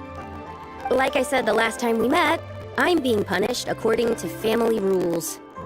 My father, mother, grandfather, grandmother, other grandfather, other grandmother. Oh, that's a lot of family members. Yeah, and on the night of Lantern Rite, they held a family meeting to discuss my situation. So, they do care about you. There's no doubt they care. But they think that since I caused all that trouble in Liyue Harbor, it shows I can't be trusted on my own. They decided to ground me. Ground you? Yeah, though they're not confining me to my room. Instead, I have to personally nurture a tea seedling until it grows big enough to be sold at market. Aw, a tiny little tea baby. Do they want you to experience what it's like to be a parent? It's supposed to cultivate my character and temperament. They say this will help me calm down and reflect on my issues. What happened in Liyue Harbor really wasn't your fault. Oh well, at least this punishment doesn't sound too harsh. So, how long will it take for the little tea baby to grow? Actually, I don't know. I've never grown a tea tree before. It usually takes 2 or 3 years. 2 or 3? Yes, the tea in this garden requires 2 or 3 years to mature. That long? Zabai, you're not making this up, are you? How do you know so much about growing tea? When the plants thrive and grow, that is the meaning of my name. I can tell at a glance when their season of ripening will come. Do I really have to waste 2 or 3 years here? Why is this happening to me? I'd only just found my direction in life. Yes, During the Night of Lantern Rite, I heard many people reciting poems from Long Gone in praise of the moon. And I helped excavate cultural artifacts from Long Gone, so I decided to stay with the archaeological team. I want to unearth. I see. And are you sure that's what you want to do? If you don't achieve anything significant in the years to come, will you still enjoy it? Yes, because archaeology gives me that boom. Wait, did Xiangling teach you that? That's right. I was asking her for advice. She said that if something gives you that boom shakalaka feeling, then it has to be worth pursuing. I immediately thought about how, when I'm excavating in the ruins, I always feel like there's a ghost standing beside me. And not in a spooky way. It feels like my great-great-great-great-great-grandmother patting me on the shoulder and saying, "Keep going, you're about right." It feels like I've made some kind of connection with my ancestors. Isn't that amazing? Since you've made up your mind, you should give it your all. And I'd love to, but I'm still grounded. Run away, summon up a little boom shakalaka, and leave the tea garden behind. Flee this village. That might be going a bit far. You don't want to lead others astray, Zabai. Yeah! Tell them about your great-great-great-great-great-grandmother. She must be the most super-duper ancestor to have ever risen above the rest, right? I'd be better off telling them about the White Horse Adeptus. After all, she's the supreme riser above the rest who saved my great-great-great-great-great-grandmother. Then it's settled. Tell your family that your decision has my blessing. Thank you, Tsubai, but I don't think cosplay is going to work on them. They don't need to listen. You need only follow the rules they've set out for you. What do you mean? As I'm sure you know, some ancient texts refer to the White Horse Adeptus as the daughter of... My family history contains such records. But what of it? If the White Horse Adeptus were to manipulate time to make your tea seedling grow overnight, then you'd be free. Is that how it works? If the White Horse Adeptus were to really get involved, my grandfather would let me leave right away. But who really believes that she... It's not as if you have any other options. Why not try calling out for help? It won't cost you any more. Guess I might as well. I've got no better idea. White Horse Adeptus, if you can hear me, please save me from my predicament.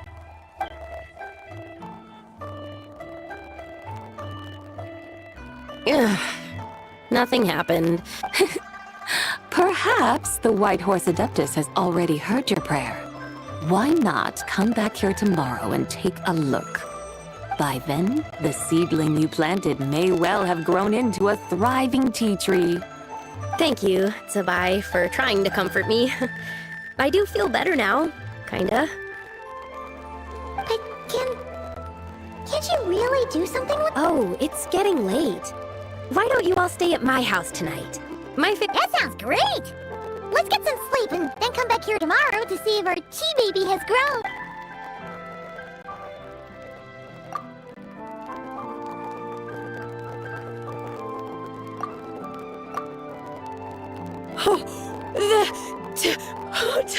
Whoa!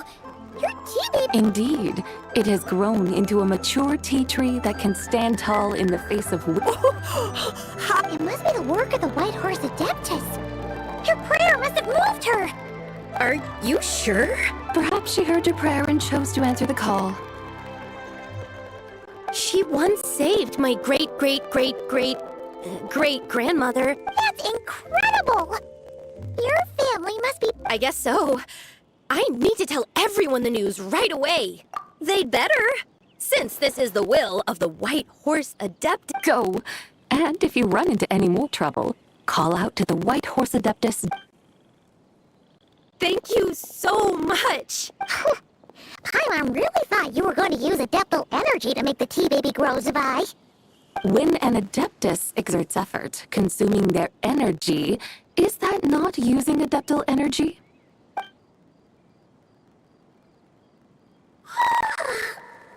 Alright. What are we doing out here in the middle of the... We're here to help Lu Xiangxiang fulfill her... Can you really make the tea, baby? It won't be easy, but there are ways.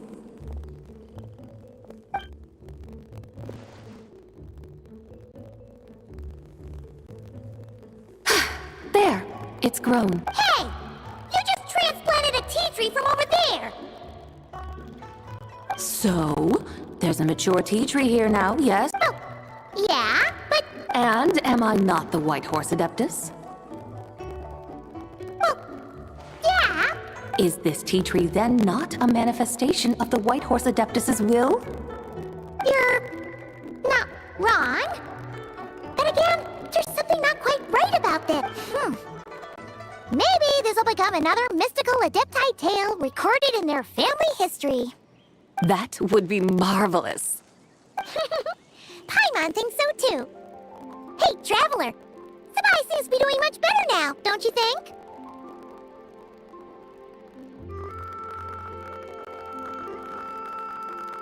Oh! Paimon bets that's why Zhongli chose to send her on this errand.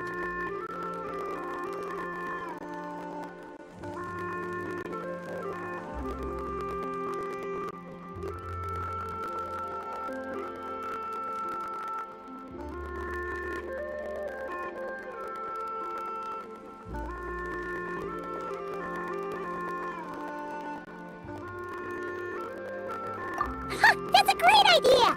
We've already shown her Liyue Harbor, Yulong Wharf, and Chaoying Village. How about we head to Qingce Village next? Qingce. That name sounds familiar. The scenery there is really beautiful. Pretty, too. It's the perfect sightseeing spot. How about we show you around? I must say, I have been mightily impressed by the mountains and waters of Liyue. Please lead the way, my dutiful guides. Alright, let's go!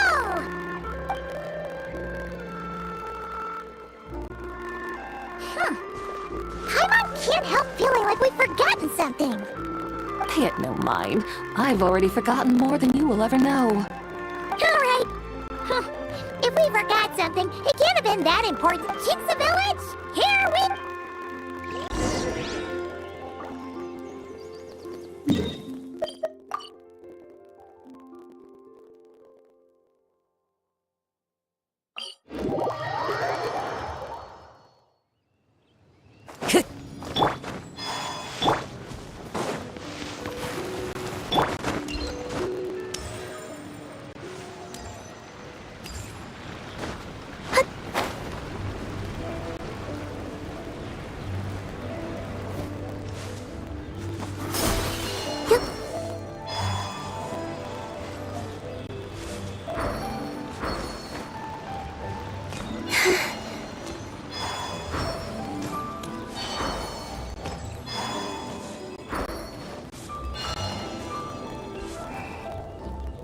We should plant cucumbers.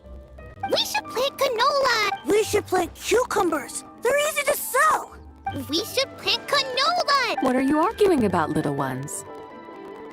We're deciding what to plant in our field once Lantern Rite is over. Yeah.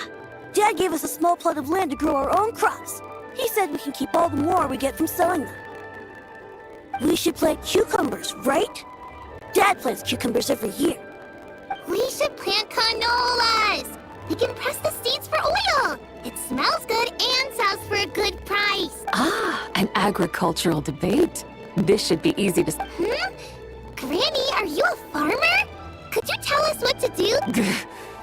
Granny? What did you just call me? Oh no, her eyes are gonna turn... it's just... my granny smells really nice. Sorry. Auntie! Oh, all right. You little rascals. Using priceless land like this just for cucumbers and canolas? Huh? What should we... With the coming of spring, when all things awaken, the fields should be sown with the 5 grains. What are those? The 5 grains are life's staples, the heart of the people's table. I notice the people here mostly eat rice, so that is where you should begin. Based on the local climate and soil, seedlings planted in mid to late spring should produce mature grain within 2 or 3 months. When autumn comes, you can plant a second crop, with time still to harvest it before the first frost. The rice you harvest can be sold at market or kept in your stores. It's a far better choice than cucumbers or canolas. Oh, but Big Sister Zubai, I like canolas. That's no issue. It is unsuitable for continuous cropping in any case. You can rotate it with rice to maximize your yields. After the second rice harvest, around wintertime will be the perfect opportunity to sow their, and when they mature in mid to late spring, you shall be just in time to sow the first rice crop of the... This way, your field will sustain balance. Rice and canola in a harmonious cycle. Wow, that means we'll have crops to harvest all year round. Wait a minute! If rice and canola take up the whole year, what? A firefly dares rival the brilliance of the moon? In what twisted universe should cucumbers Big Sis Zubai! Stop crying this instant! I meant that cucumbers are simple enough to grow.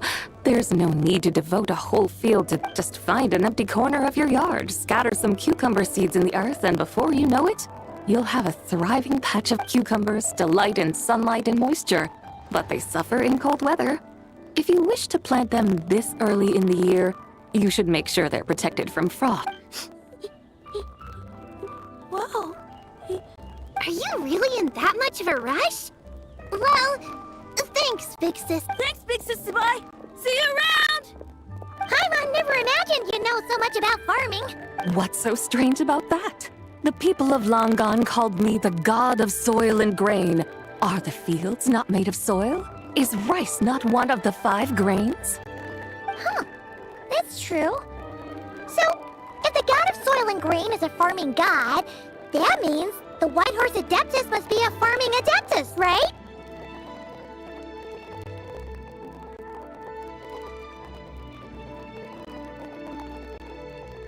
Of course, the god of farming is down to earth. Mind your tongue, impertinent child. How dare you diminish the lofty bearing of an adeptus? Hey! You're the one who said the god of soil and grain is all about farming. Enough! It's time for us to take to the skies once more. Join me now. Witness the majesty of mountain, water, and field, and...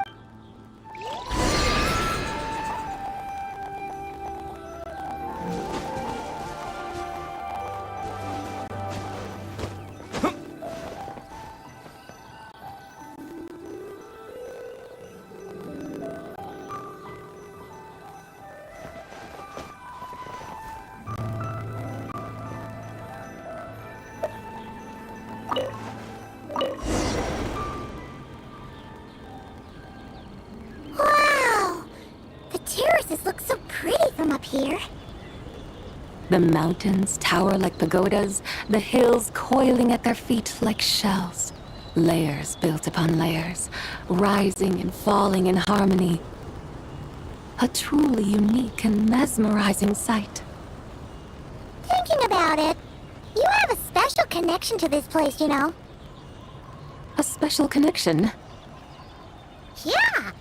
There's a local legend about a white horse leaping from a pure spring to follow Rex Lapis into battle. Don't you remember? You must have been living in seclusion around here. That does sound somewhat familiar. Oh, and if we keep going up this way, we'll reach a super duper spooky spot. You might have a connection to that place too. There's an ancient array that seals away the remains of a fallen god. A god's remains? Yeah! The people of liyue turned that story into an opera called The Sanctification of Tao Do. Does that ring any bells? Tao Do. Huh. The 7 and 8 gates array. That's right, that's right! You do remember! Puna, the god of the underworld, who could pacify the forces of life and death. Huh? So, Tao Do had another name? Let's go take a look.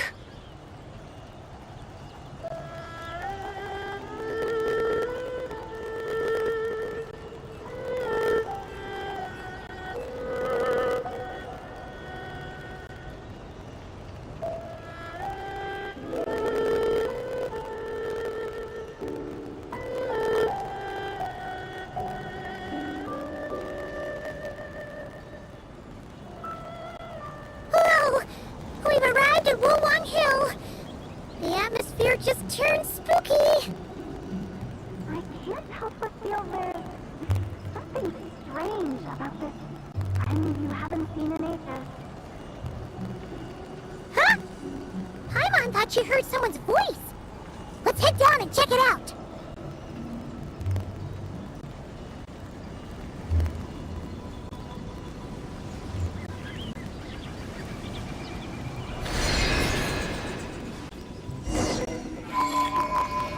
I can't help but feel there's something strange about this friend you haven't seen in ages. Strange? Whatever do you mean? Her strangeness defies description. This Miss Zabai is a full-blown enigma, don't you think? I'm afraid I have no idea what you're talking about. Aren't you worried about sending her all the way to Yilong Wharf on her own to buy tea? What if she... Where there are people, there are paths. Now I'm the one with no clue what you're saying. She can ask for directions. And then what? She will meet strangers in unfamiliar lands, build friendships. The further the journey, the more footprints one leaves behind. The deeper those footprints, the harder it is for time to erase them. Ah, so you want her to make new friends. I see. But from what you say, it sounds as though she's not from liyue. I believe she was not, but perhaps she will be. You're sounding stranger by the second. Huh. Oh, over there. Oh, look who's here. Hu Tao! Zhengli! What are you doing here? Traveler, Paimon, fancy meeting in a place like this. Oh my, and Miss Zabai too.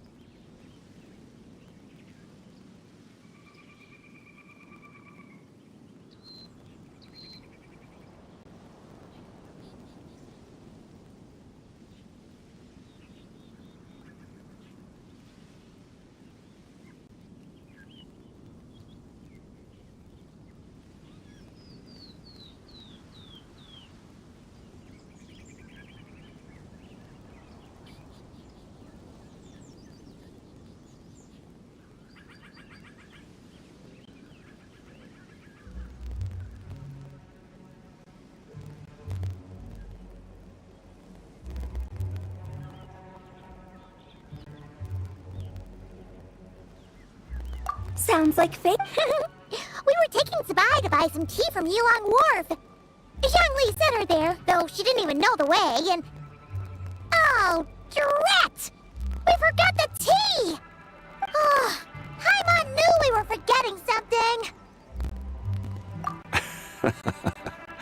What's done is done. There's no... Exactly. You can get tea wherever. Paimon feels a lot better now that you've said... Still, I'm a little confused. If you were buying tea... We're taking Spy on a sightseeing tour. We started at liyue Harbor, stopped in at Yulong Wharf, went sightseeing around Xiaojing Village. Wow, that is quite the itinerary. Yeah, actually, Paimon thinks it's about time we headed back.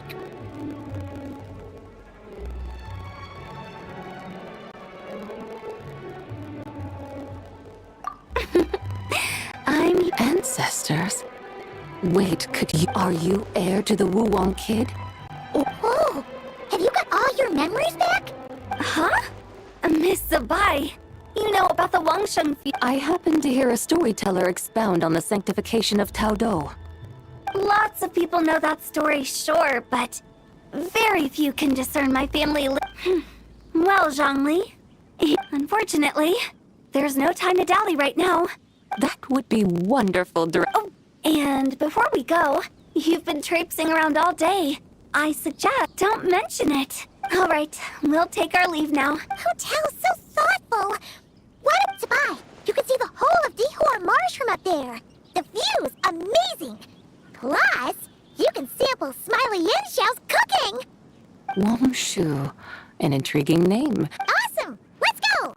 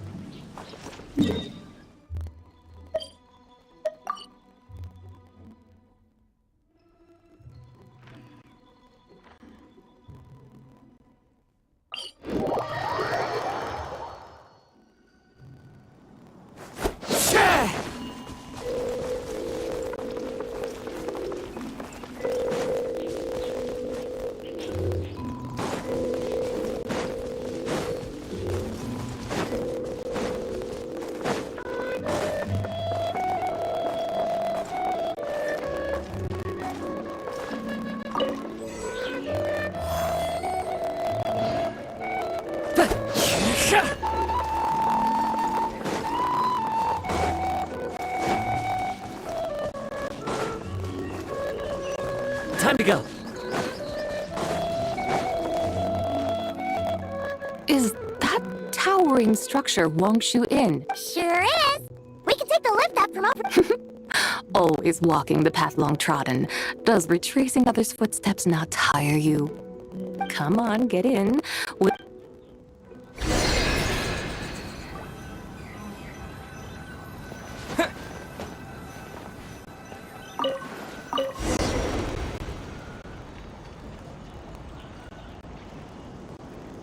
Are we really going to fly up to Wangshu Inn? Isn't that a bit showy? All the guests are going to see us. Is that a bad thing? To be able to witness an Adeptus. This will surely add to the inn's appeal, not to mention the room prices. The owner will thank us. You seem to really like showing off your powers.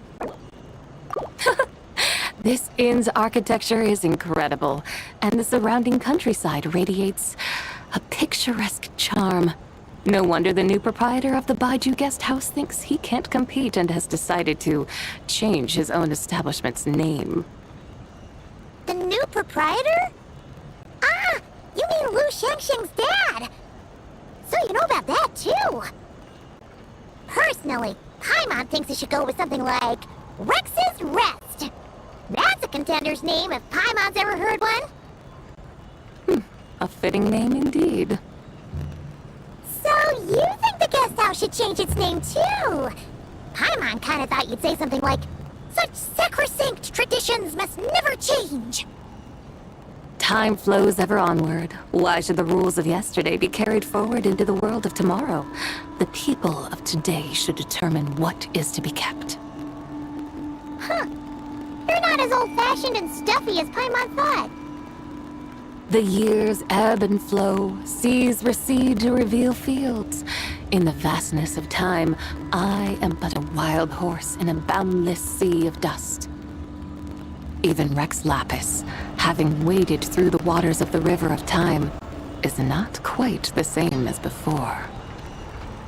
Xiangli? What was he like before? That is another story for another time.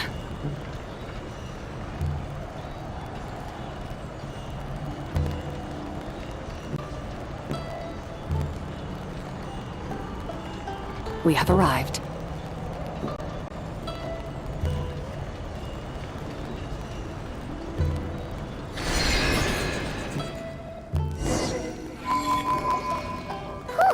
This is the first time Paimon's ever flown up to Wangshu Inn on a chariot.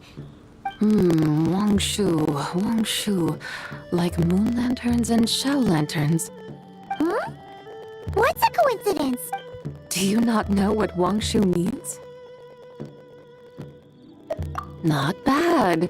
You're clearly much sharper than your diminutive companion. Wangshu can refer to the moon, but its original meaning is actually... The goddess who rides the bright moon's chariot. And you must be the conqueror of demons. Chow! Paimon was wondering if we'd disturbed you by flying down from the sky. Not at all.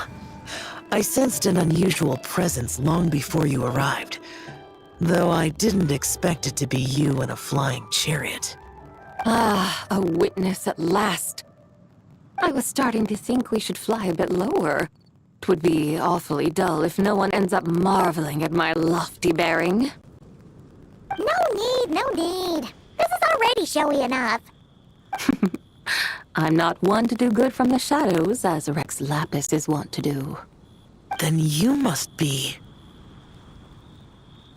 Nay, I'm only cosplaying as the White Horse Adeptus, in truth. Cosplaying? What's that? Ugh, ignore her nonsense. She's a genuine article. The one and only, completely authentic White Horse Adeptus. It's just... Xiao, did Xiangli say anything about her being a teensy bit... not quite right? Mental instability, perhaps? Did Xiangli tell you that? No, this is my own speculation.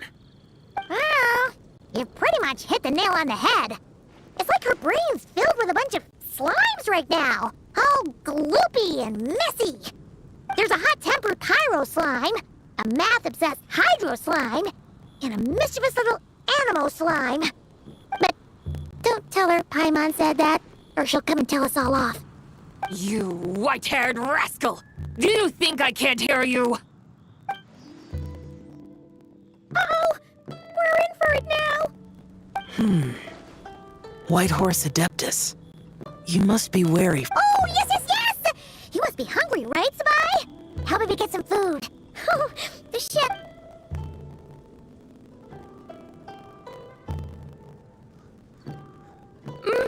It's so hot! Are you okay? Do you want Paimon to get you some water? Don't worry about me. I just need to pace myself.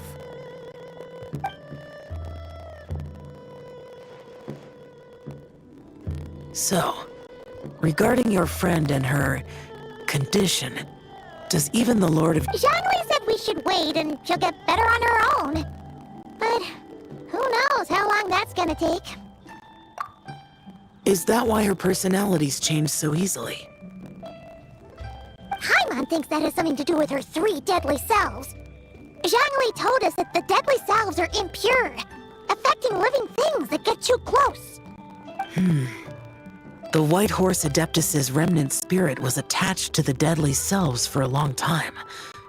It makes sense that her temperament and memories would have been influenced by them. But Paimon still doesn't really understand what the three deadly selves actually are. Paimon, as you do not practice self-cultivation, I cannot help you fully understand. But you can think of them simply as emotions and desires. The act of severing the three deadly selves is a means of exercising wicked desires and cultivating one's true self. I believe other nations have similar practices. In Sumeru, it is known as shattering Atmagraha. Oh! So it's about emotions, desires, and attachments. It includes those. I wonder, does she still remember what happened in the past? Some of it. But right now, it's like she was suddenly awakened. Like she's still half dreaming. The half that's still dreaming might remember things, but the half that's awake doesn't quite get. Conqueror of demons, are you looking to learn about Rex Lapis? You are an old friend of his, so please, call me by my name. But Conqueror of Demons sounds so much more imposing. In days of yore, he was the... Huh? You said the same thing the day you came back! But what does it mean? Hey!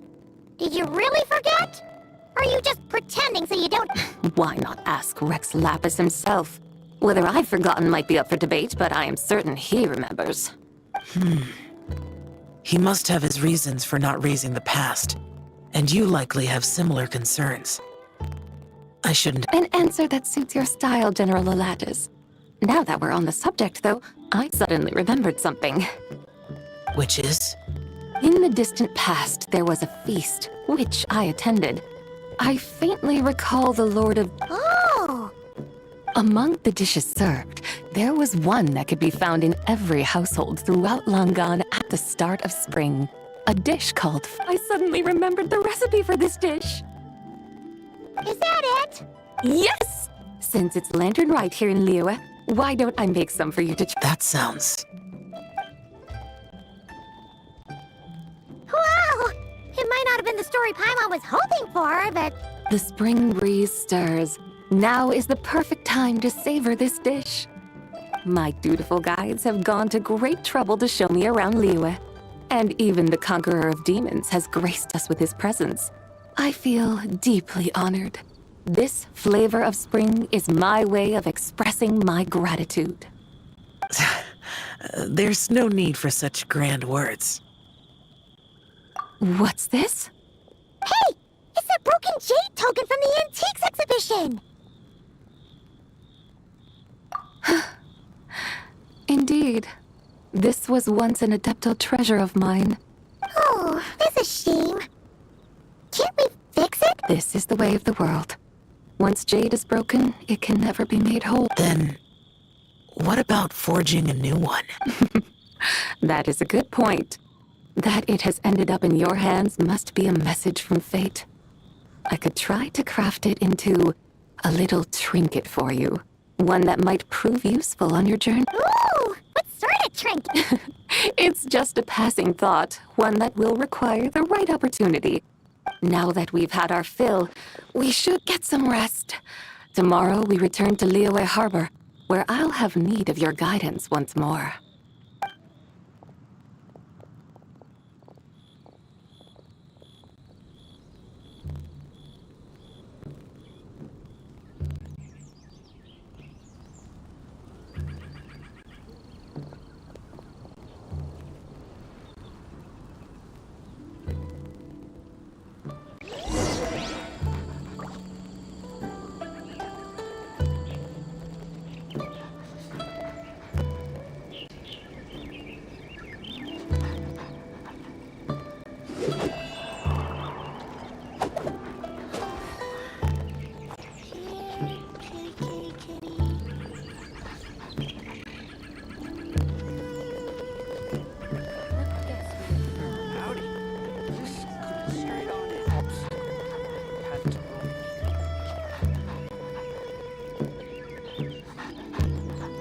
There are leaves around, and I know just the tune to accompany them, if you wish to hear it.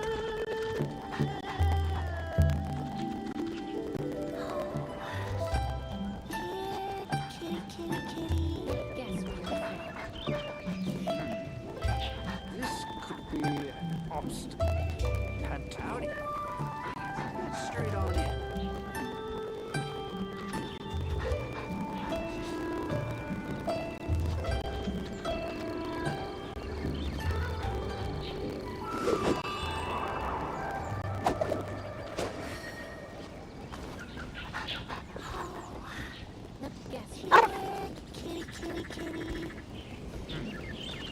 This could be an obstacle. Straight on in.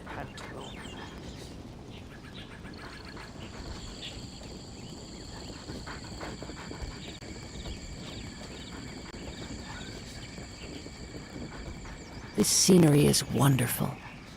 Surely enough to convince anyone to become a wanderer.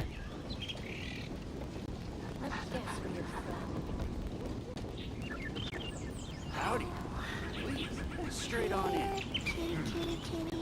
This could be an obstacle.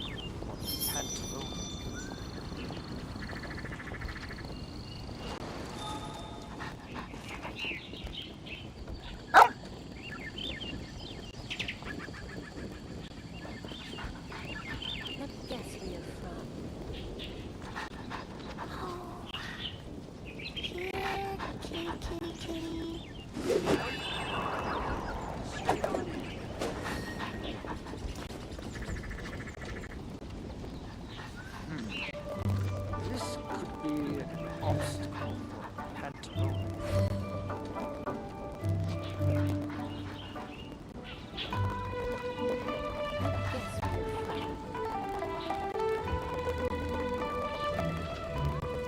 There are leaves around, and I know just the tune to accompany them, if you wish to hear it. Please, straight on in.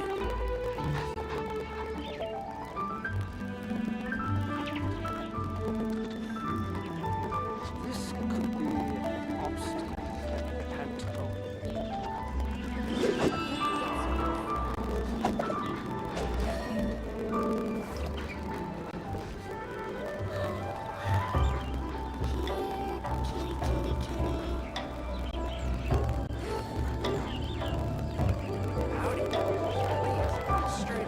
This scenery is wonderful. Surely enough to convince anyone to become a wanderer.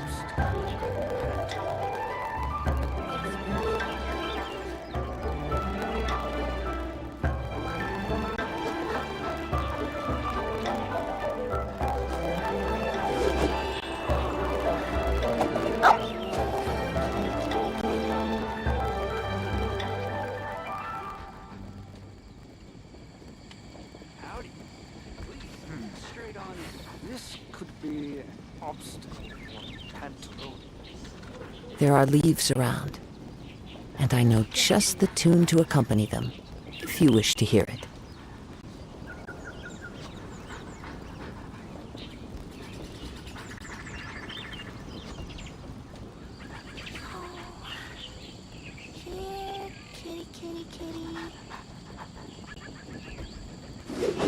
Howdy.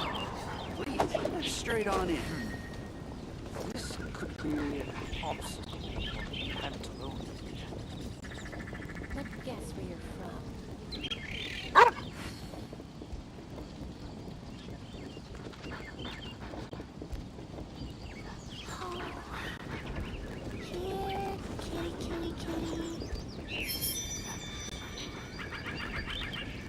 Howdy. Please, straight on in. This could be an obstacle for Pantaloon.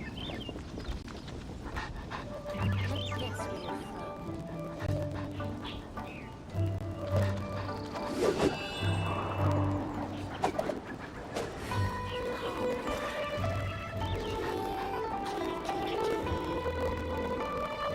Howdy. Please, straight on in.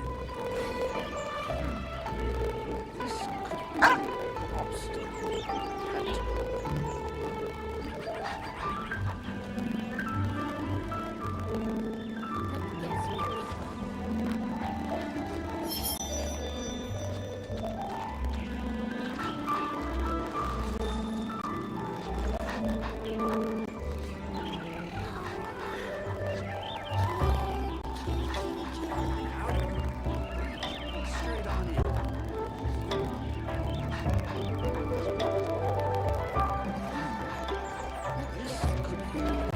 Wherever in this world I roam, I carry memories of my home.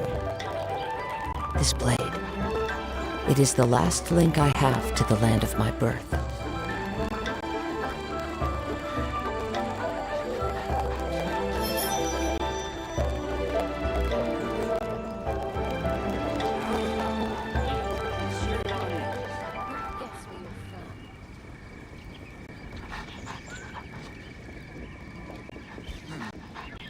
This could be an obstacle.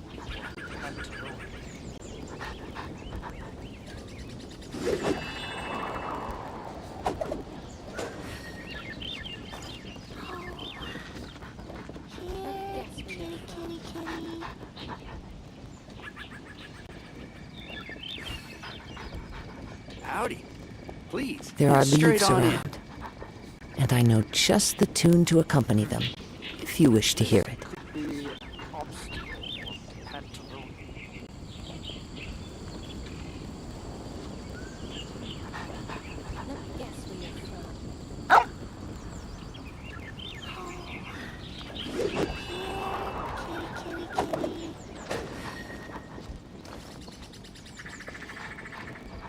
Howdy. Please. Straight on in.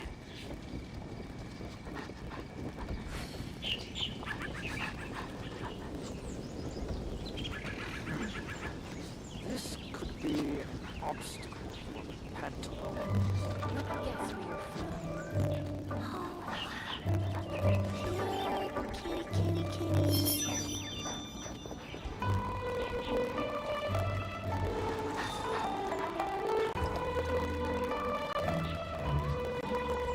Howdy. Please. Straight on in.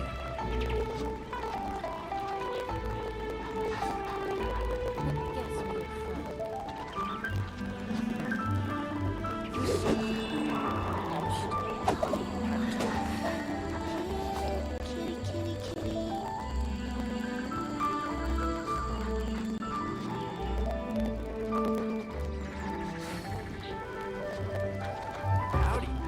Please. Straight on in. Wherever in this world I roam, I carry memories of my home. This blade, it is the last link I have to the land of my birth.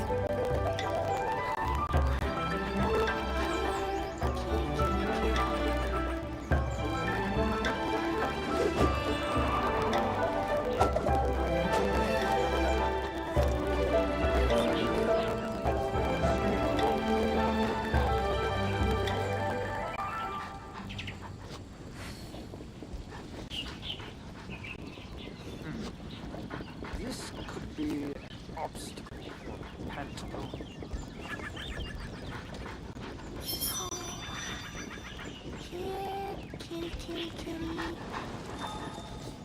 Howdy.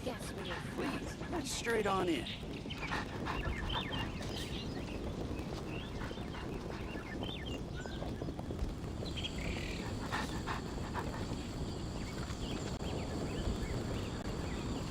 Howdy. Please.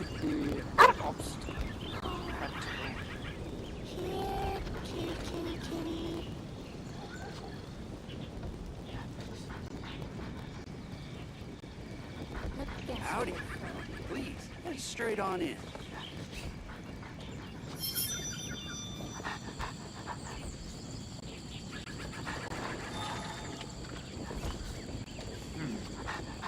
This could be an obstacle for the pantaloon.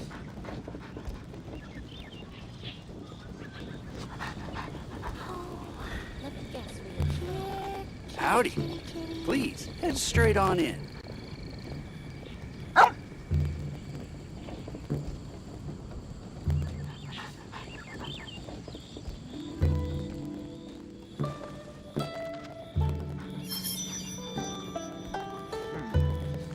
This could be an obstacle for the pantaloon.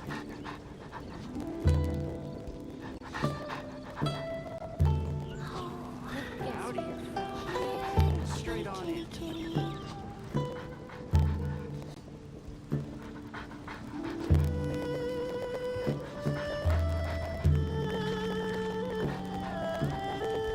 This scenery is wonderful.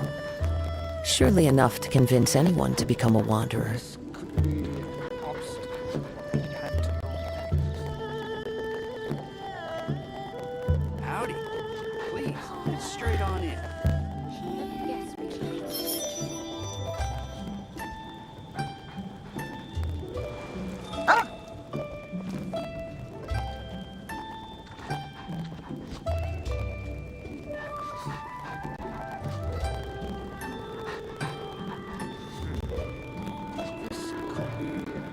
Howdy. Please, head straight on in.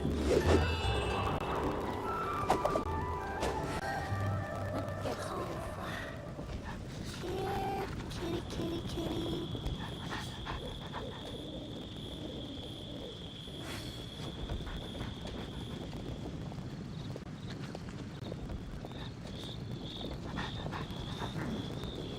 This could be an obstacle for Pantaloon. Howdy. Please, head straight on in. Let me guess where you're from.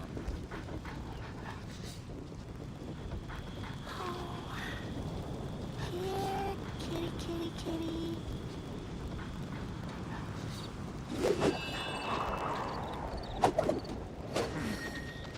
This could be an obstacle for Pantaloon.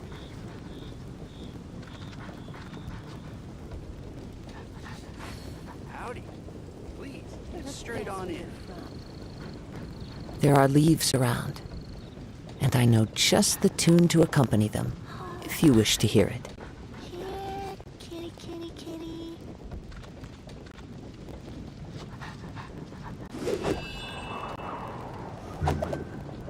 This could be an obstacle for Howdy. Pantaloon. Please, head straight on in.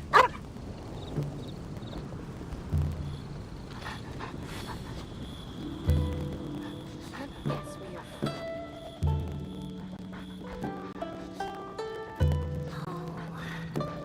Here, kitty, kitty, kitty.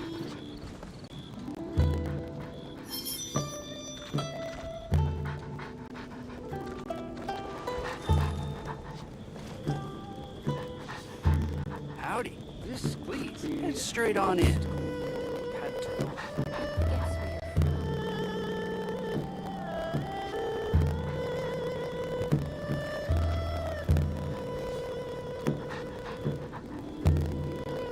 from. This scenery is wonderful. Surely enough to convince anyone to become a wanderer.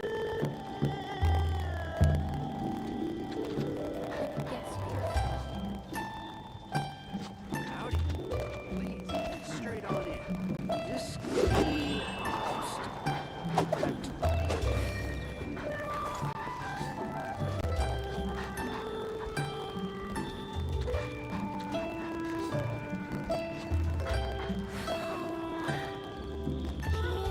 Kitty, kitty, kitty.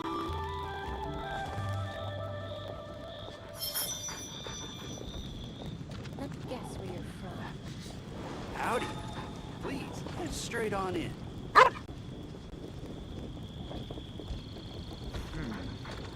This could be an obstacle for Pantaloon.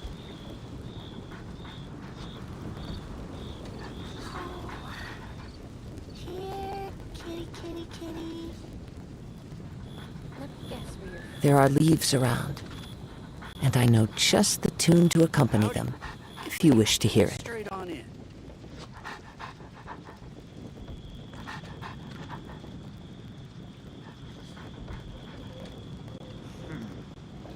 This could be an obstacle for Pantaloon.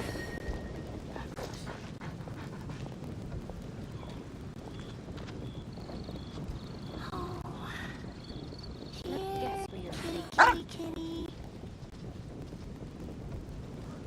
Howdy. Please, head straight on in. This scenery is wonderful. Surely enough to convince anyone to become a wanderer.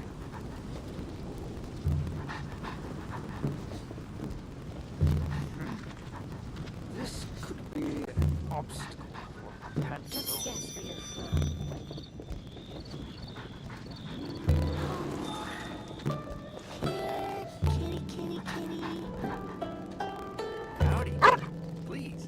straight on in.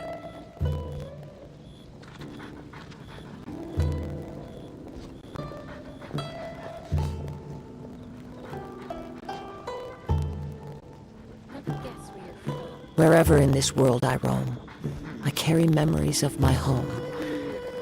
This blade, it is the last link I have to the land of my birth. Howdy. Please, head straight on in.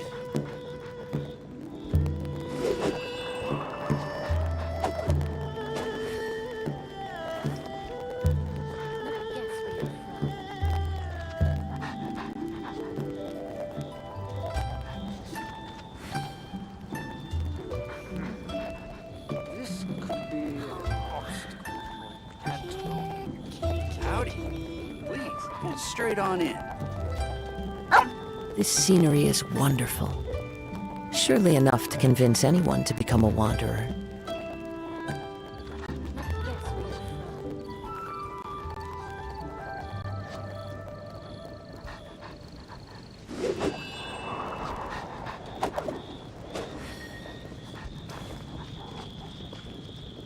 Howdy. Please, straight on in. This could be an obstacle. Kitty, kitty, kitty.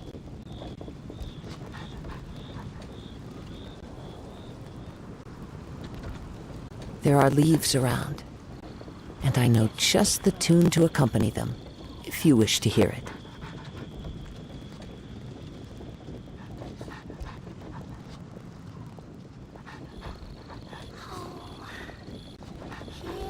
Howdy. Please, head straight on in. An obstacle. Pantaloon.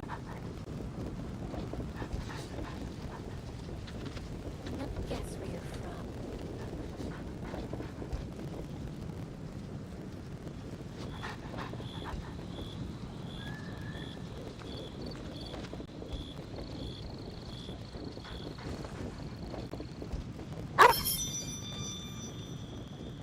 Howdy. Please, head straight on in. Kitty, kitty, kitty. This could be an obstacle. Pantaloon.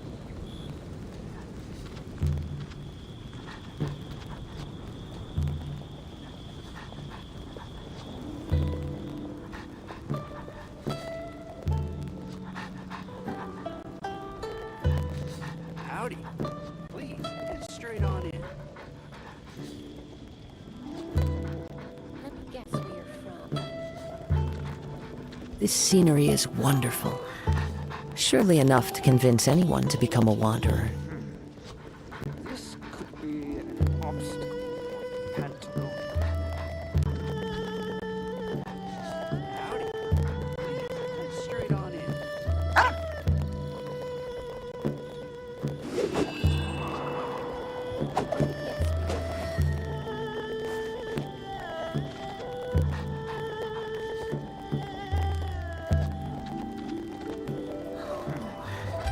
This could be an obstacle. Pantaloon.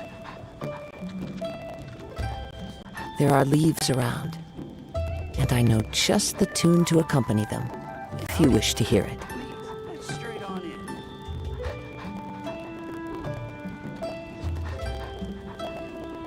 Let me guess where you're from.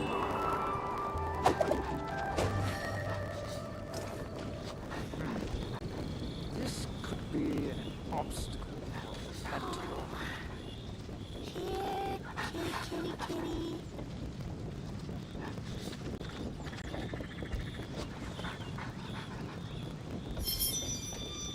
Howdy. Please, head straight on in. Let me guess where you're from.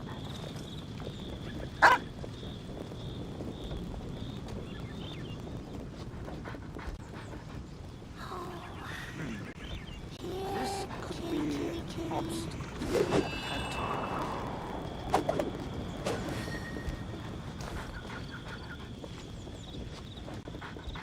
Let me guess where you're from. Howdy. Please, head straight on in.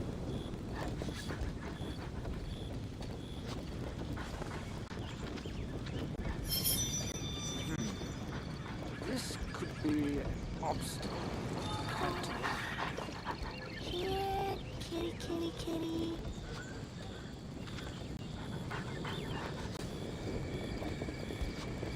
Let me guess where you're from. Howdy. Please, head straight on in.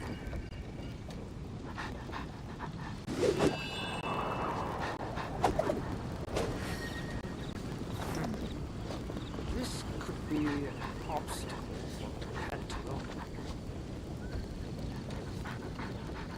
Let me guess where you're from. Here, kitty, kitty, kitty. Howdy. Please, head straight on in. This scenery is wonderful. Surely enough to convince anyone to become a wanderer.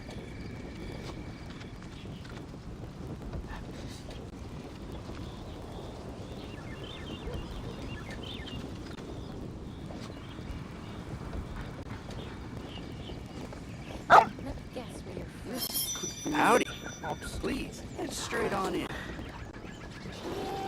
Kitty, kitty, kitty.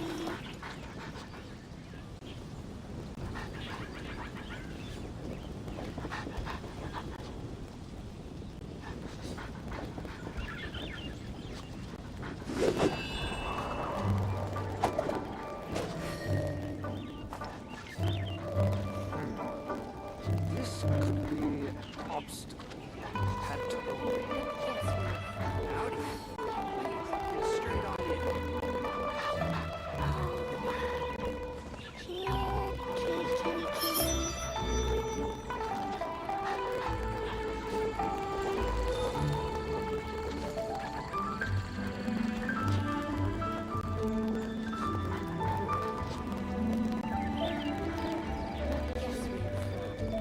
Howdy. Please, head straight on in. Obstacle for Pentagon.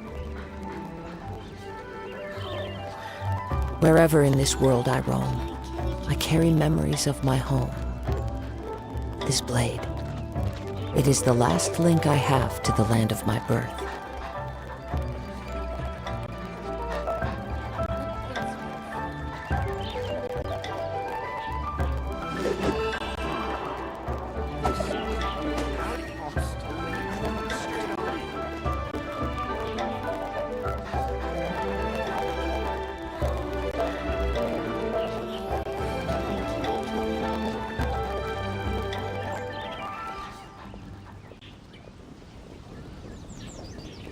There are leaves around, and I know just the tune to accompany them, if you wish to hear it. Straight on in. This could be an obstacle for Pentagon. Here, kitty, kitty, kitty.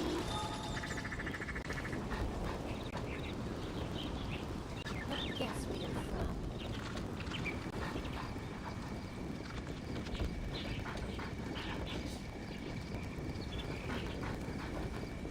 Wherever in this world I roam, I carry memories of my home. Please, head This straight on blade. in.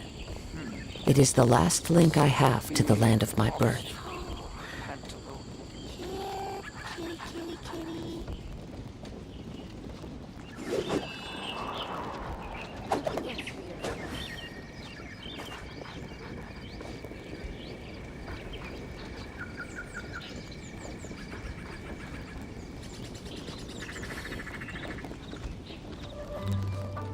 Howdy. Please, head straight on in. This could be an obstacle for Pentagon. Here, kitty, kitty, kitty.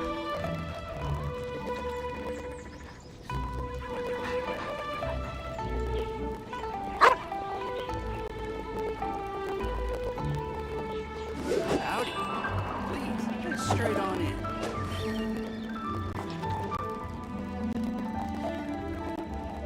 Let me guess where you're from. This could be an obstacle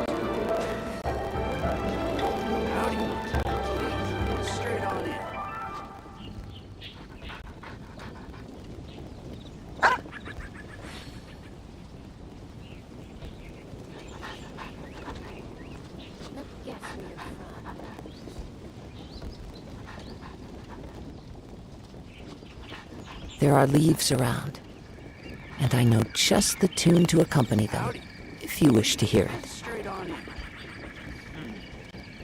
This could be an obstacle for pantaloon.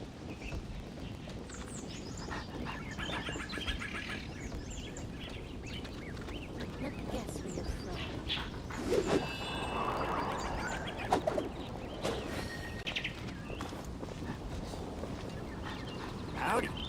Please, straight on in.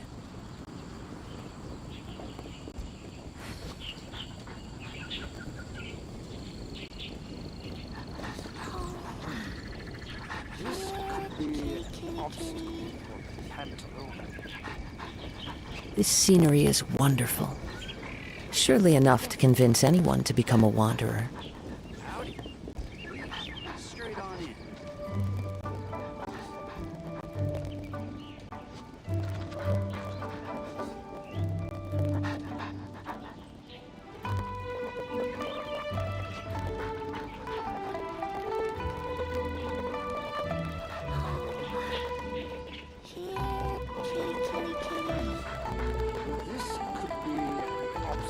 Wherever in this world I roam, I carry memories of my home. This blade, it is the last link I have to the land of my birth.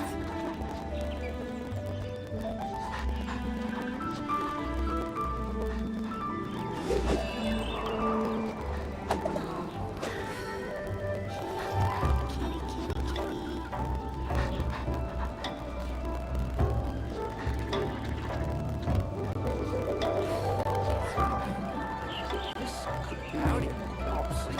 Straight on in.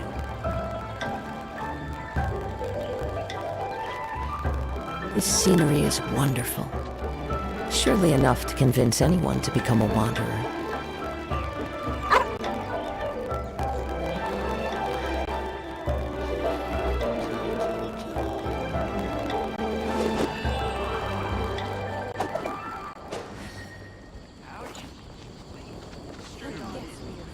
This could be an obstacle for pantaloon.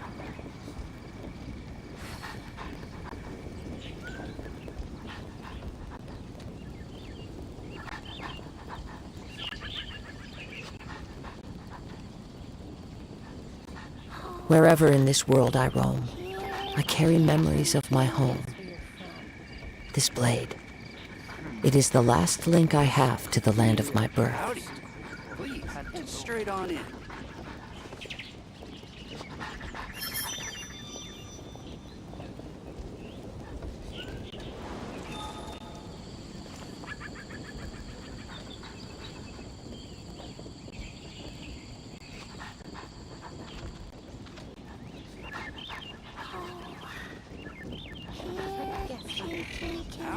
There are leaves around, and I know just the tune to accompany them, if you wish to hear it.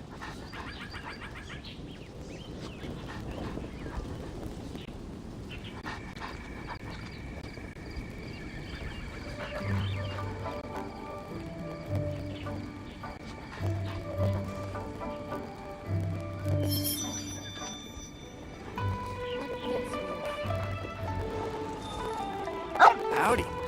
Please, straight on in.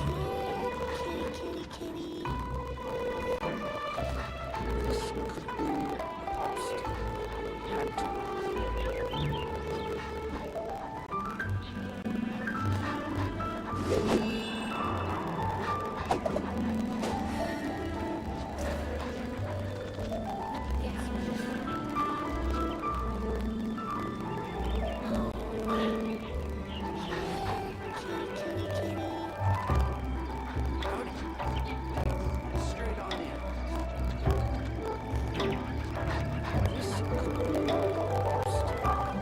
Wherever in this world I roam, I carry memories of my home. This blade, it is the last link I have to the land of my birth.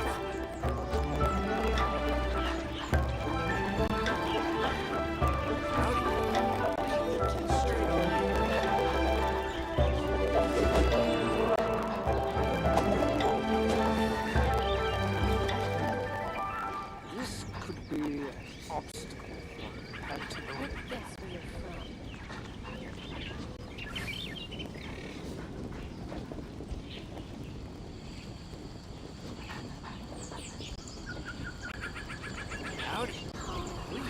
There are leaves around, and I know just the tune to accompany them, if you wish to hear it.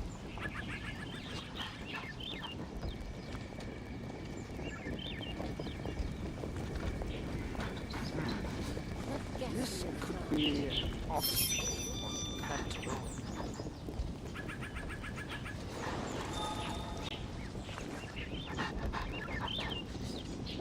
Howdy. Straight on in. Here, kitty, kitty, kitty.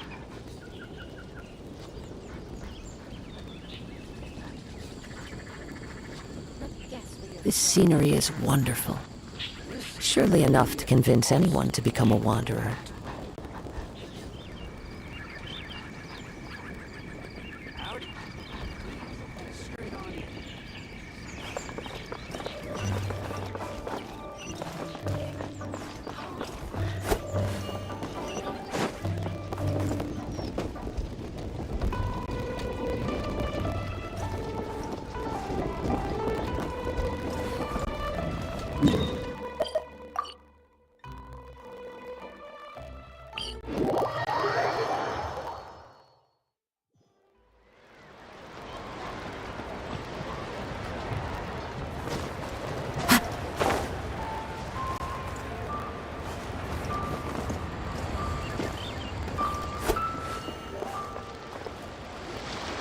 Chi-Chi, the lantern ride is almost over. Do you remember how to make a Shao lantern? Morning, split bamboo, and get silk. You've got it all mixed up again. They're here again. Yow yow! Looking good in that new outfit, huh? Hey, it's Paimon! Dr. Baiju gave this to me as a gift. How does it suit me? Thank you. Wow! What happened for Baiju to suddenly give you a brand new outfit, Yao Yao? Dr. Baiju is thanking Yao Yao for... Chi-Chi and I were just playing together. Dr. Baiju's too kind. Oh, yeah, take a look at this. Dr. Baiju gave me these clothes, but it was Chi-Chi who wove this little basket. Wow! It's beautiful!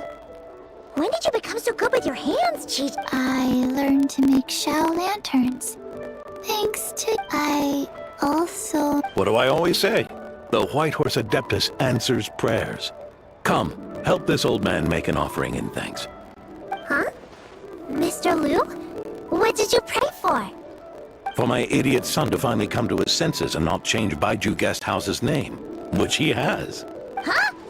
He's keeping the... Listen to this. My granddaughter planted a tea seedling in our village. She made a prayer to the White Horse Adeptus to help it grow. Oh, that sure does. Could the White Horse Adeptus really have helped it grow?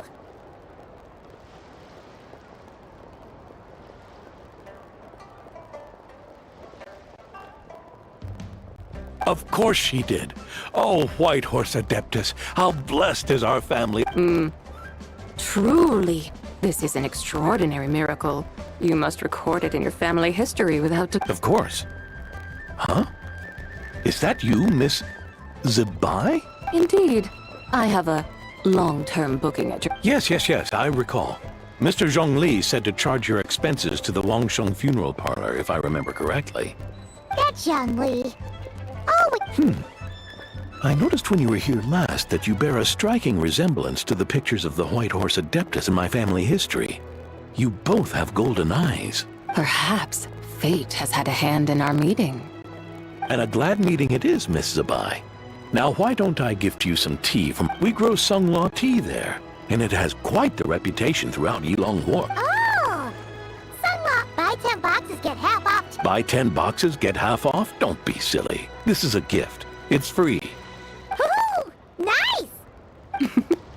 Thank you so much, boss. There's no need to thank me. You're a visitor from out of town, which makes you an honored guest. Make yourself at home. Lantern Rite may have ended, but make sure to take everything in. Meet some new friends. And that goes for you kids as well. Happy Lantern Rite. Got it. Happy... Lantern Rite. Yeah! Happy Lantern Rite, everyone! Happy Lantern...